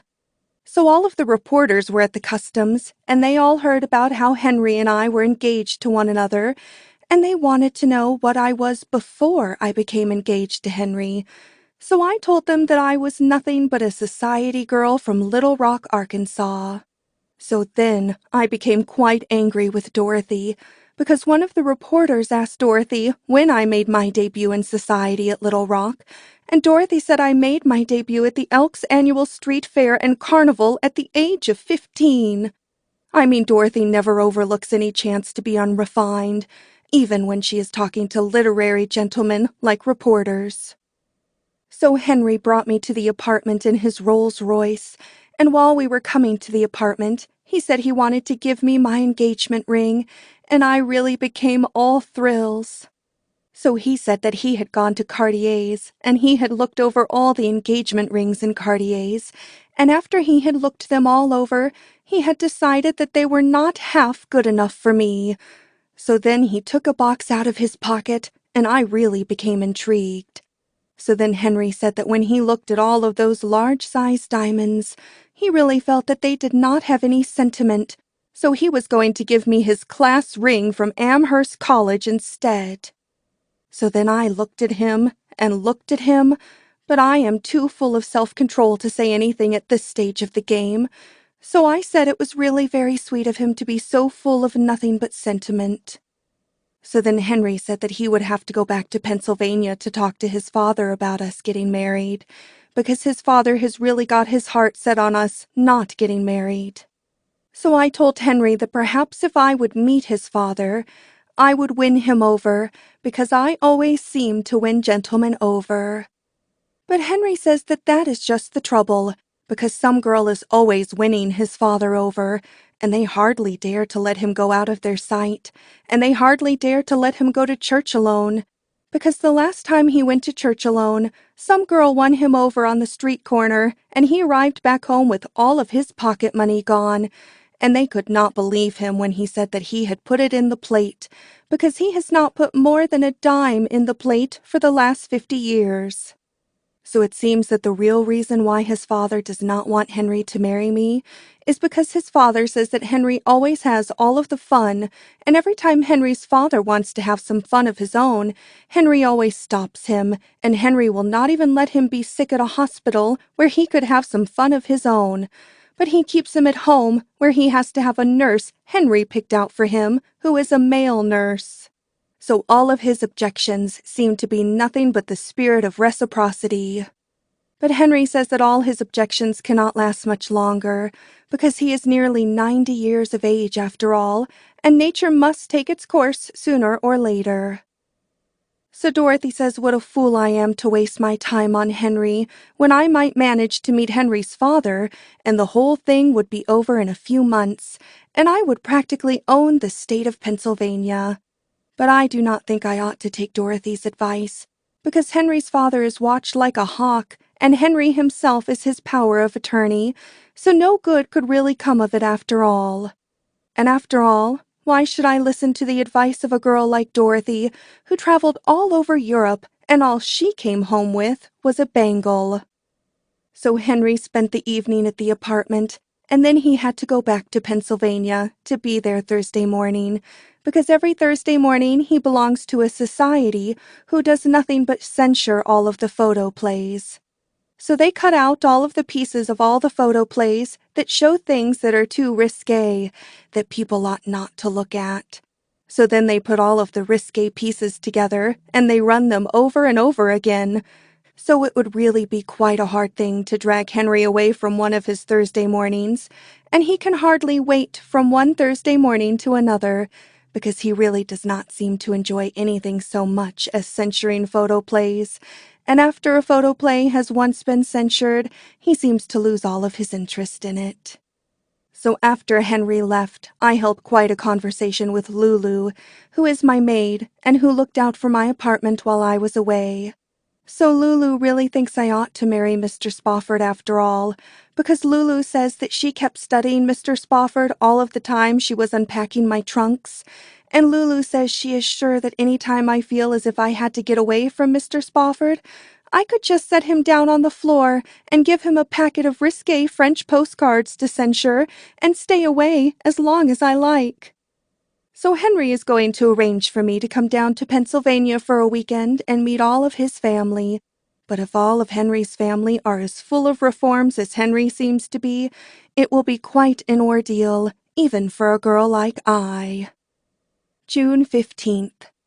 Yesterday morning was quite an ordeal for a refined girl, because all of the newspapers all printed the story of how Henry and I are engaged to one another, but they all seemed to leave out the part about me being a society girl, except one newspaper, and that was the newspaper that quoted what Dorothy said about me being a debutante at the Elks Carnival.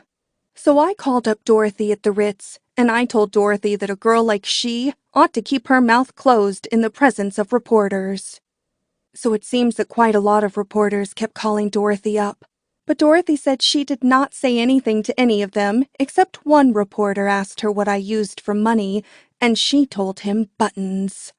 But Dorothy really should not have said such a thing, because quite a few people seem to know that Mr. Eisman is educating me, and that he is known all over Chicago as Gus Eisman, the Button King, so one thing might suggest another until people's minds might begin to think something. But Dorothy said that she did not say anything more about me being a debutante at Little Rock, because after all, Dorothy knows that I really did not make any debut in Little Rock, because just when it was time to make my debut, My gentleman friend, Mr. Jennings, became shot, and after the trial was over and all of the jury had let me off, I was really much too fatigued to make any debut. So then Dorothy said, "Why don't we throw you a party now, and you can become a debutante now and put them all in their place, because it seems that Dorothy is dying for a party." So that is really the first sensible suggestion that Dorothy has made yet, because I think that every girl who is engaged to a gentleman who has a fine old family like Henry had really ought to be a debutante. So I told her to come right over, and we would plan my debut, but we would keep it very, very quiet and give it tomorrow night, because if Henry heard I was making my debut, he would come up from Pennsylvania, and he would practically spoil the party, because all Henry has to do to spoil a party is to arrive at it. So Dorothy came over, and we planned my debut. So first we decided to have some engraved invitations engraved, but it always takes quite a little time to have invitations engraved.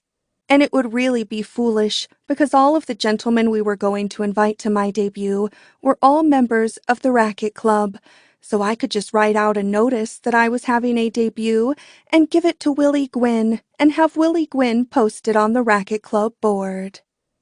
So Willie Gwynn posted it on the club board, and then he called me up and he told me that he had never seen so much enthusiasm since the Dempsey-Furbo fight. And he said that the whole Racket Club would be there in a body. So then we had to plan what girls we would ask to my debut, because I have not seemed to meet so many society women yet, because of course a girl does not meet society women until her debut is all over, and then all the society women all come and call on a debutante. But I know practically all of the society men, because practically all of the society men belong to the Racket Club. So after I have the Racket Club at my debut, all I have to do to take my real place in society is to meet their mothers and sisters, because I know practically all of their sweethearts now. But I always seem to think that it is delightful to have quite a lot of girls at a party, if a girl has quite a lot of gentlemen at a party, and it is quite delightful to have all of the girls from the Follies. But I really could not invite them, because after all, they are not in my set. So then I thought it all over, and I thought that even if it was not etiquette to invite them to a party, it really would be etiquette to hire them to come to a party and be entertainers.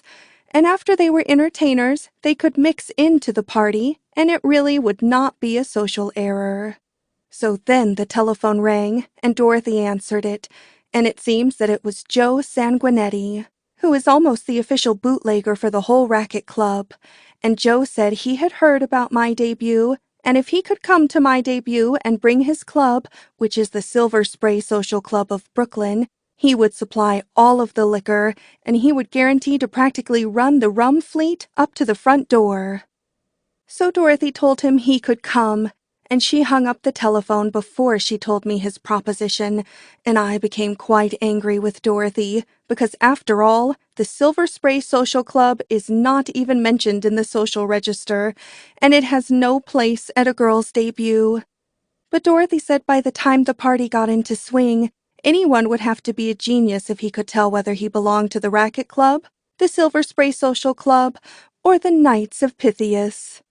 But I really was almost sorry that I asked Dorothy to help plan my debut, except that Dorothy is very good to have at a party if the police come in, because Dorothy always knows how to manage the police, and I never knew a policeman yet who did not finish up by being madly in love with Dorothy.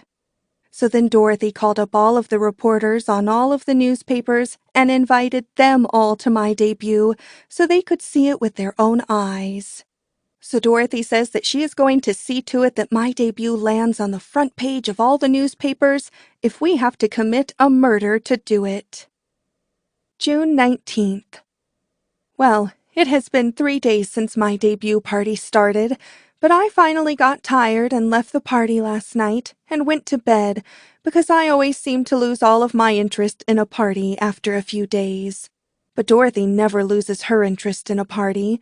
And when I woke up this morning, Dorothy was just saying goodbye to some of the guests. I mean, Dorothy seems to have quite a lot of vitality, because the last guests of the party were guests we picked up when the party went to take a swim at Long Beach the day before yesterday, and they were practically fresh. But Dorothy had gone clear through the party from beginning to end without even stopping to take a Turkish bath, as most of the gentlemen had to do. So my debut has really been very novel, because quite a lot of the guests who finished up at my debut were not the same guests that started out at it, and it is really quite novel for a girl to have so many different kinds of gentlemen at her debut. So it has really been a very great success, because all of the newspapers have quite a lot of write-ups about my debut, and I really feel quite proud when I saw the front page of the Daily Views, and it said in large-size headlines, "Lorelei's debut, a wow." And Zit's Weekly came right out and said that if this party marks my entrance into society, they only hope that they can live to see what I will spring once I have overcome my debutante reserve and taken my place in the world. So I really had to apologize to Dorothy about asking Joe Sanguinetti to my debut, because it was wonderful the way he got all of the liquor to the party, and he more than kept his word. I mean, he had his bootleggers run up from the wharf in taxis right to the apartment, and the only trouble he had was once the bootleggers delivered the liquor, he could not get them to leave the party. So finally, there was quite a little quarrel because Willie Gwynn claimed that Joe's bootleggers were snubbing the members of his club because they would not let the boys from the racket club sing in their quartet. But Joe's bootlegger said that the racket club boys wanted to sing songs that were unrefined, while they wanted to sing songs about mother. So then everybody started to take sides, but the girls from the Follies were all with Joe's bootleggers from the start, because practically all we girls were listening to them with tears streaming from our eyes. So that made the racket club jealous, and one thing led to another, until somebody rang for an ambulance, and then the police came in. So Dorothy, as usual, won over all of the police. So it seems that the police all have orders from Judge Schultzmeyer, who is the famous judge who tries all of the prohibition cases, that any time they break into a party that looks like it was going to be a good party, to call him up no matter what time of the day or night it is, because Judge Schultzmeyer dearly loves a party. So the police called up Judge Schultzmeyer, and he was down in less than no time. So during the party, both Joe Sanguinetti and Judge Schultzmeyer fell madly in love with Dorothy. So Joe and the judge had quite a little quarrel, and the judge told Joe that if his stuff was fit to drink, he would set the law after him and confiscate it. But his stuff was not worth the while of any gentleman to confiscate who had any respect for his stomach, and he would not lower himself to confiscate it. So about 9 o'clock in the morning, Judge Schultzmeyer had to leave the party and go to court to try all of the criminals who break all of the laws. So he had to leave Dorothy and Joe together, and he was very, very angry. And I really felt quite sorry for any person who went up before Judge Schultzmeyer that morning, because he gave everybody 90 days and was back at the party by 12 o'clock. So then he stuck to the party until we were all going down to Long Beach to take a swim day before yesterday, when he seemed to become unconscious, so we dropped him off at a sanatorium in Garden City. So my debut party was really the greatest success of the social season, because the second night of my debut party was the night when Willie Gwynn's sister was having a dance at the Gwynn Estate on Long Island, and Willie Gwynn said that all of the eligible gentlemen in New York were conspicuous by their absence at his sister's party, because they were all at my party. So it seems as if I am really going to be quite a famous hostess, if I can just bring my mind to the point of being Mrs. Henry Spofford, Jr.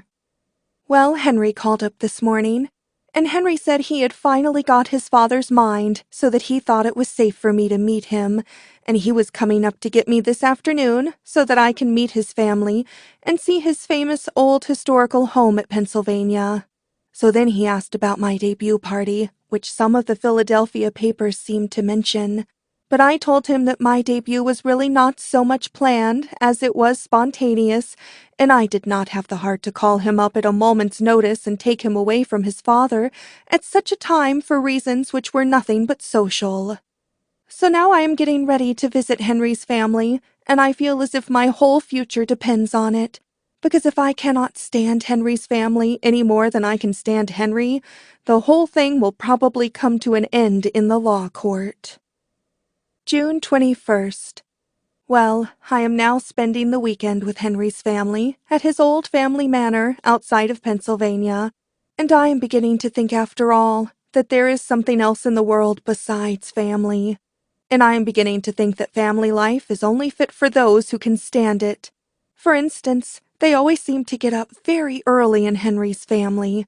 I mean, it really is not so bad to get up early when there is something to get up early about. But when a girl gets up early and there is nothing to get up early about, it really begins to seem as if there was no sense to it. So yesterday we all got up early, and that was when I met all of Henry's family, because Henry and I motored down to Pennsylvania, and everybody was in bed when we arrived, because it was after 9 o'clock.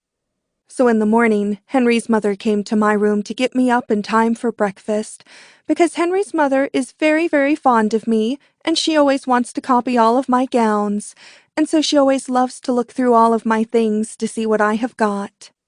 So she found a box of liqueur candies that are full of liqueurs, and she was really very delighted. So I finally got dressed, and she threw the empty box away, and I helped her downstairs to the dining room.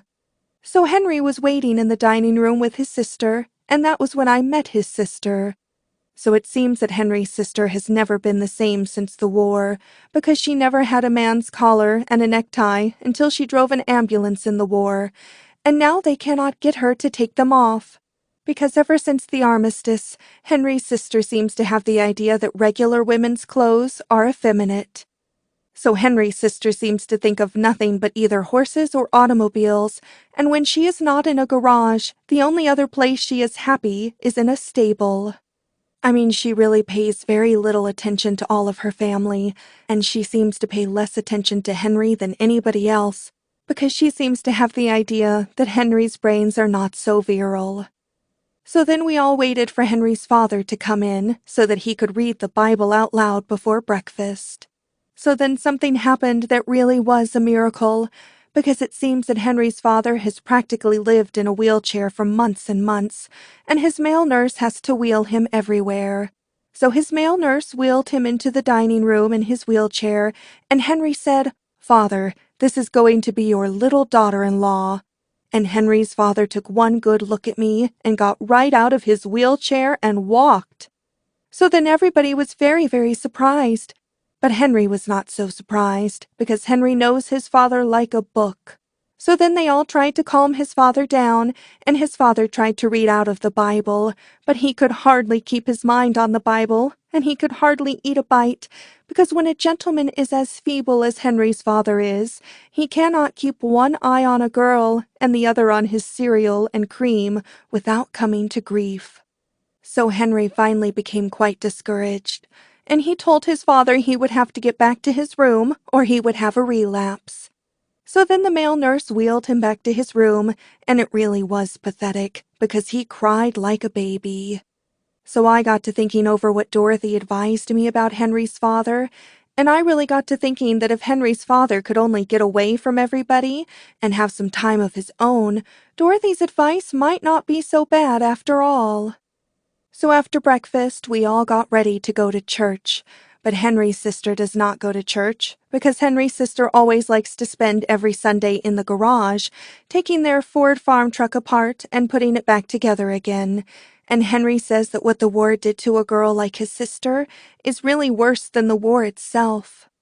So then Henry and his mother and I all went to church. So when we came home from church, we had luncheon, and it seems that luncheon is practically the same as breakfast, except that Henry's father could not come down to luncheon, because after he met me, he contracted such a violent fever that they had to send for the doctor. So in the afternoon, Henry went to prayer meeting, and I was left alone with Henry's mother so that we could rest up, so that we could go to church again after supper. So Henry's mother thinks I am nothing but sunshine, and she will hardly let me get out of her sight, because she hates to be by herself, because when she is by herself, her brains hardly seem to work at all. So she loves to try on all of my hats, and she loves to tell me how all the boys in the choir can hardly keep their eyes off her.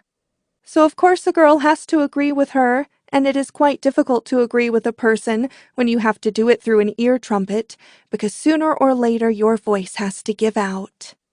So then supper turned out to be practically the same thing as luncheon, only by supper time all of the novelty seemed to wear off.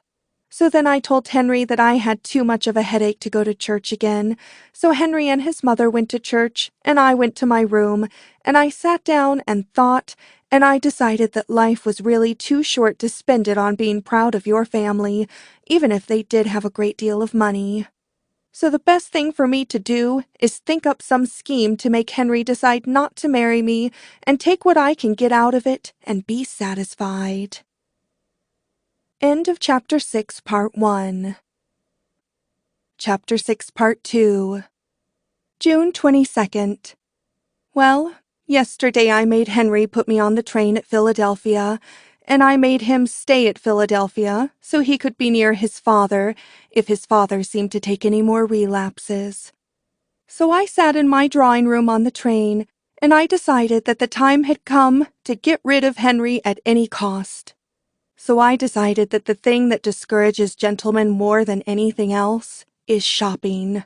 Because even Mr. Eisman, who is practically born for we girls to shop on, and who knows just what to expect, often gets quite discouraged over all of my shopping. So I decided I would get to New York, and I would go to Cartier's and run up quite a large bill on Henry's credit, because after all, our engagement has been announced in all of the newspapers, and Henry's credit is really my credit. So while I was thinking it all over, there was a knock on the drawing-room door. So I told him to come in, and it was a gentleman who said he had seen me quite a lot in New York, and he had always wanted to have an introduction to me, because we had quite a lot of friends who were common. So then he gave me his card, and his name was on his card, and it was Mr. Gilbertson Montrose, and his profession is a scenario writer. So then I asked him to sit down, and we held a literary conversation. So I really feel as if yesterday was a turning point in my life, because at last I have met a gentleman who is not only an artist, but who has got brains besides. I mean, he is the kind of a gentleman that a girl could sit at his feet and listen to for days and days, and nearly always learn something or other. Because after all, there is nothing that gives a girl more of a thrill than brains in a gentleman, especially after a girl has been spending the weekend with Henry. So Mr. Montrose talked and talked all of the way to New York, and I sat there and did nothing else but listen. So according to Mr. Montrose's opinion, Shakespeare is a very great playwright, and he thinks that Hamlet is quite a famous tragedy. And as far as novels are concerned, he believes that everybody had ought to read Dickens. And when we got on the subject of poetry, he recited The Shooting of Dan McGrew until you could almost hear the gun go off. And then I asked Mr. Montrose to tell me all about himself. So it seems that Mr. Montrose was on his way home from Washington, D.C., where he went to see the Bulgarian ambassador to see if he could get Bulgaria to finance a scenario he has written, which is a great historical subject, which is founded on the sex life of Dolly Madison. So it seems that Mr. Montrose has met quite a lot of Bulgarians in a Bulgarian restaurant on Lexington Avenue, and that was what gave him the idea to get the money from Bulgaria. Because Mr. Montrose said that he could fill his scenario full of Bulgarian propaganda, and he told the Bulgarian ambassador that every time he realized how ignorant all of the American film fans were on the subject of Bulgaria, it made him flinch. So I told Mr. Montrose that it made me feel very, very small to talk to a gentleman like he, who knew so much about Bulgaria, because practically all I knew about Bulgaria was Zulak. So Mr. Montrose said that the Bulgarian ambassador did not seem to think that Dolly Madison had so much about her that was pertinent to present-day Bulgaria. But Mr. Montrose explained to him that that was because he knew practically nothing about dramatic construction. Because Mr. Montrose said he could fix his scenario so that Dolly Madison would have one lover who was a Bulgarian who wanted to marry her. So then Dolly Madison would get to wondering what her great-great-grandchildren would be like if she married a Bulgarian, and then she could sit down and have a vision of Bulgaria in 1925. So that was when Mr. Montrose would take a trip to Bulgaria to photograph the vision. But the Bulgarian ambassador turned down the whole proposition. But he gave Mr. Montrose quite a large-sized bottle of the Bulgarian national drink. So the Bulgarian national drink looks like nothing so much as water, and it really does not taste so strong, but about 5 minutes afterwards, you begin to realize your mistake. But I thought to myself that if realizing my mistake could make me forget what I went through in Pennsylvania, I really owed it to myself to forget everything. So then we had another drink. So then Mr. Montrose told me that he had quite a hard time getting along in the motion picture profession, because all of his scenarios were all over their head. Because when Mr. Montrose writes about sex, it is full of psychology, but when everybody else writes about it, it is full of nothing but transparent negligees and ornamental bathtubs. And Mr. Montrose said that there is no future in the motion pictures until the motion pictures get their sex motives straightened out and realize that a woman of 25 can have just as many sex problems as a flapper of 16. Because Mr. Montrose likes to write about women of the world, and he refuses to have women of the world played by small-sized girls of 15 who know nothing about life and who have not even been in the detention home.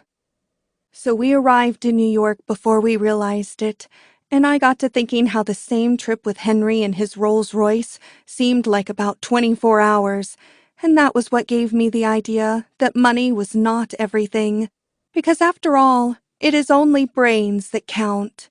So Mr. Montrose took me home, and we are going to have luncheon together at the Primrose Tea Room practically every day and keep right on holding literary conversations. So then I had to figure out how to get rid of Henry, and at the same time not do anything that would make me any trouble later. So I sent for Dorothy, because Dorothy is not so good at intriguing a gentleman with money, but she ought to be full of ideas on how to get rid of one.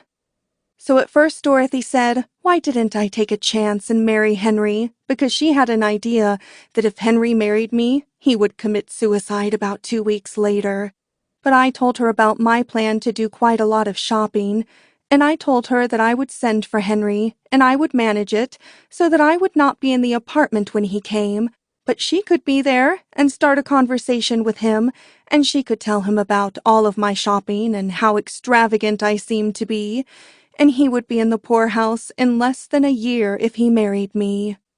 So Dorothy said for me to take one farewell look at Henry and to leave him to her, because the next time I saw him would be in the witness box, and I might not even recognize him, because she would throw a scare into him that might change his whole physical appearance. So I decided to leave him in the hands of Dorothy and hope for the best. July 10th. Well, last month was really almost a diary in itself, and I had to begin to realize that I am one of the kind of girls that things happen to. And I have to admit, after all, that life is really wonderful, because so much has happened in the last few weeks that it almost makes a girl's brains whirl. I mean, in the first place, I went shopping at Cartier's and bought quite a delightful square-cut emerald and quite a long rope of pearls on Henry's credit. So then I called up Henry on the long-distance telephone and told him that I wanted to see him quite a lot, so he was very, very pleased, and he said that he would come right up to New York. So then I told Dorothy to come to the apartment and be there when Henry came, and to show Henry what I bought on his credit, and to tell him how extravagant I seemed to be, and how I seemed to keep on getting worse. So I told Dorothy to go as far as she liked, so long as she did not insinuate anything against my character, because the more spotless my character seems to be, the better things might turn out later. So Henry was due at the apartment about 1:20, so I had Lulu get some luncheon for he and Dorothy, and I told Dorothy to tell him that I had gone out to look at the Russian crown jewels that some Russian Grand Duchess or other had for sale at the Ritz. So then I went to the Primrose Tea Room to have luncheon with Mr. Montrose, because Mr. Montrose loves to tell me of all his plans, and he says that I seem to remind him quite a lot of a girl called Madame Récamier, who all the intellectual gentlemen used to tell all of their plans to, even when there was a French Revolution going on all around them. So Mr. Montrose and I had a delicious luncheon, except that I never seem to notice what I am eating when I am with Mr. Montrose, because when Mr. Montrose talks, a girl wants to do nothing but listen. But all of the time I was listening, I was thinking about Dorothy, and I was worrying for fear Dorothy would go too far and tell Henry something that would not be so good for me afterwards. So finally, even Mr. Montrose seemed to notice it, and he said, "What's the matter, little woman? A penny for your thoughts?" So then I told him everything. So he seemed to think quite a lot, and finally he said to me, "It is really too bad that you feel as if the social life of Mr. Spofford bored you, because Mr. Spofford would be ideal to finance my scenario." So then Mr. Montrose said that he had been thinking from the very first how ideal I would be to play Dolly Madison. So that started me thinking, and I told Mr. Montrose that I expected to have quite a large size amount of money later on, and I would finance it myself. But Mr. Montrose said that would be too late, because all of the motion picture corporations were after it now, and it would be snapped up almost immediately. So then I became almost in a panic, because I suddenly decided that if I married Henry and worked in the motion pictures at the same time, society life with Henry would not really be so bad. Because if a girl was so busy as all that, it really would not seem to matter so much if she had to stand Henry when she was not busy. But then I realized what Dorothy was up to, and I told Mr. Montrose that I was almost afraid it was too late. So I hurried to the telephone, and I called up Dorothy at the apartment, and I asked her what she had said to Henry. So Dorothy said that she showed him the square-cut emerald and told him that I bought it as a knick-knack to go with a green dress, but I had got a spot on the dress, so I was going to give them both to Lulu. So she said she showed him the pearls, and she said that after I had bought them, I was sorry I did not get pink ones because white ones were so common, so I was going to have Lulu unstring them and sew them on a negligee. So then she told him she was rather sorry I meant to buy the Russian crown jewels because she had a feeling they were unlucky, but that I had said to her that if I found out they were, I would toss them over my left shoulder into the Hudson River some night when there was a new moon, and it would take away the curse. So then she said that Henry began to get restless. So then she told him she was very glad I was going to get married at last, because I had had such bad luck that every time I became engaged, something seemed to happen to my fiancé. So Henry asked her what, for instance. So Dorothy said a couple were in the insane asylum. One had shot himself for debt, and the county farm was taking care of the remainder. So Henry asked her how they got that way. So Dorothy told him it was nothing but my extravagance, and she told him that she was surprised that he had never heard about it, because all I had to do was take luncheon at the Ritz with some prominent broker, and the next day the bottom would drop out of the market. And she told him that she did not want to insinuate anything, but that I had dined with a very, very prominent German the day before German marks started to collapse. So I became almost frantic, and I told Dorothy to hold Henry at the apartment until I could get up there and explain. So I held the telephone while Dorothy went to see if Henry would wait. So Dorothy came back in a minute, and she said that the parlor was empty, but that if I would hurry down to Broadway, no doubt I would see a cloud of dust heading toward the Pennsylvania station, and that would be Henry. So then I went back to Mr. Montrose, and I told him that I must catch Henry at the Pennsylvania station at any cost, and if anyone were to say that we left the Primrose Tea Room in a hurry, they would be putting it quite mildly. So we got to the Pennsylvania station, and I just had time to get on board the train to Philadelphia, and I left Mr. Montrose standing at the train biting his fingernails and all of his anxiety. But I called out to him to go to his hotel, and I would telephone the result as soon as the train arrived. So then I went through the train, and there was Henry with a look on his face which I shall never forget. So when he saw me, he really seemed to shrink to half his natural size. So I sat down beside him, and I told him that I was really ashamed of how he acted, and if his love for me could not stand a little test that I and Dorothy had thought up, more in the spirit of fun than anything else. I never wanted to speak to such a gentleman again. And I told him that if he could not tell the difference between a real square-cut emerald and one from the 10-cent store, that he had ought to be ashamed of himself. And I told him that if he thought that every string of white beads were pearls, it was no wonder he could make such a mistake in judging the character of a girl. So then I began to cry, because of all of Henry's lack of faith. So then he tried to cheer me up, but I was too hurt to even give him a decent word until we were past Newark. But by the time we were past Newark, Henry was crying himself, and it always makes me feel so tender-hearted to listen to a gentleman cry that I finally forgave him. So, of course, as soon as I got home, I had to take them back to Cartier's. So then I explained to Henry how I wanted our life to mean something, and I wanted to make the world a better place than it seemed to have been yet.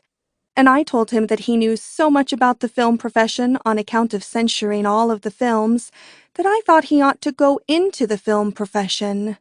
Because I told him that a gentleman like he really owed it to the world to make pure films so that he could be an example to all of the other film corporations and show the world what pure films were like. So Henry became very, very intrigued because he had never thought of the film profession before.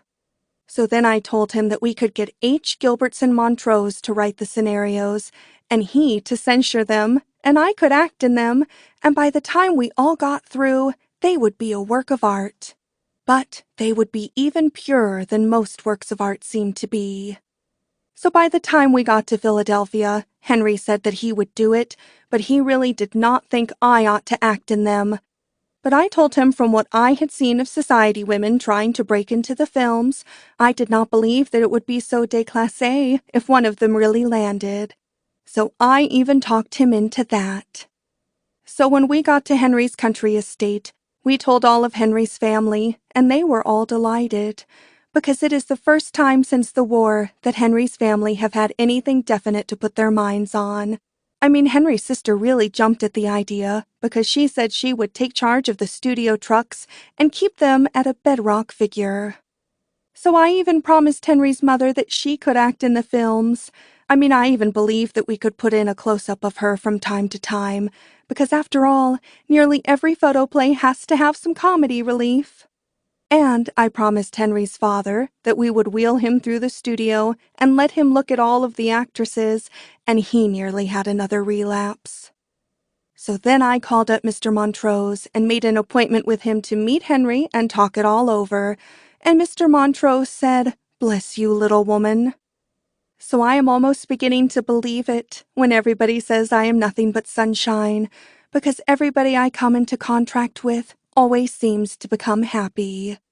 I mean, with the exception of Mr. Eisman, because when I got back to New York, I opened all of his cablegrams, and I realized that he was due to arrive on the Aquitania the very next day. So I met him at the Aquitania, and I took him to luncheon at the Ritz, and I told him all about everything. So then he became very, very depressed, because he said that just as soon as he had got me all educated, I had to go off and get married. But I told him that he really ought to be very proud of me, because in the future, when he would see me at luncheon at the Ritz as the wife of the famous Henry H. Spofford, I would always bow to him if I saw him, and he could point me out to all of his friends and tell them that it was he, Gus Eisman himself, who educated me up to my station. So that really cheered Mr. Eisman up a lot, and I really do not care what he says to his friends, because after all, his friends are not in my set, and whatever he says to them will not get around in my circle. So after our luncheon was all over, I really think that, even if Mr. Eisman was not so happy, he could not help having a sort of a feeling of relief, especially when he thinks of all my shopping. So after that came my wedding, and all of the society people in New York and Philadelphia came to my wedding, and they were all so sweet to me, because practically every one of them has written a scenario. And everybody says my wedding was very, very beautiful. I mean, even Dorothy said it was very beautiful. Only Dorothy said she had to concentrate her mind on the massacre of the Armenians to keep herself from laughing right out loud in everybody's face. But that only shows that not even matrimony is sacred to a girl like Dorothy. And after the wedding was over, I overheard Dorothy talking to Mr. Montrose, and she was telling Mr. Montrose that she thought I would be great in the movies if he would write me a part that only had 3 expressions: joy, sorrow, and indigestion. So I do not really believe that Dorothy is such a true friend after all. So Henry and I did not go on any honeymoon, because I told Henry that it really would be selfish for us to go off alone together when all of our activities seemed to need us so much. Because after all, I have to spend quite a lot of time with Mr. Montrose going over the scenario together, because Mr. Montrose says I am full of nothing so much as ideas. So in order to give Henry something to do while Mr. Montrose and I are working on the scenario, I got Henry to organize a welfare league among all of the extra girls and get them to tell him all of their problems so he can give them all of his spiritual aid. And it has really been a very, very great success, because there is not much work going on at the other studios at present, so all of the extra girls have nothing better to do, and they all know that Henry will not give them a job at our studio unless they belong. So the worse they tell Henry they have been before they met him, the better he likes it. And Dorothy says that she was at the studio yesterday, and she says that if the scenarios those extra girls have written around themselves to tell Henry could only be screened and gotten past the censors, the movies would move right up out of their infancy. So Henry says that I have opened up a whole new world for him, and he has never been so happy in his life. And it really seems as if everyone I know has never been so happy in their lives, because I make Henry let his father come to the studio every day, because after all, every studio has to have somebody who seems to be a pest, and in our case, it might as well be Henry's father. So I have given orders to all of the electricians not to drop any lights on him, but to let him have a good time, because after all, it is the first one he has had. And as far as Henry's mother is concerned, she is having her hair bobbed and her face lifted and is getting ready to play Carmen, because she saw a girl called Madame Cav play it when she was on her honeymoon, and she has always really felt that she could do it better. So I do not discourage her, but I let her go ahead and enjoy herself. But I am not going to bother to speak to the electricians about Henry's mother. And Henry's sister has never been so happy since the Battle of Verdun, because she has 6 trucks and 15 horses to look after, and she says that the motion picture profession is the nearest thing to war that she has struck since the armistice. And even Dorothy is very happy, because Dorothy says that she has had more laughs in this month than Eddie Cantor gets in a year. And when it comes to Mr. Montrose, I really believe that he is happier than anybody else, because of all the understanding and sympathy he seems to get out of me. And so I am very happy myself, because after all, the greatest thing in life is to always be making everybody else happy. And so, while everybody is so happy, I really think it is a good time to finish my diary, because after all, I am too busy going over my scenarios with Mr. Montrose to keep up any other kind of literary work. And I am so busy bringing sunshine into the life of Henry that I really think, with everything else I seem to accomplish, it is all a girl had ought to try to do. And so I really think that I can say goodbye to my diary, feeling that, after all, everything always turns out for the best. The end. End of Chapter 6, Part 2. End of Gentlemen Prefer Blondes by Anita Loos. Read by Jen Broda.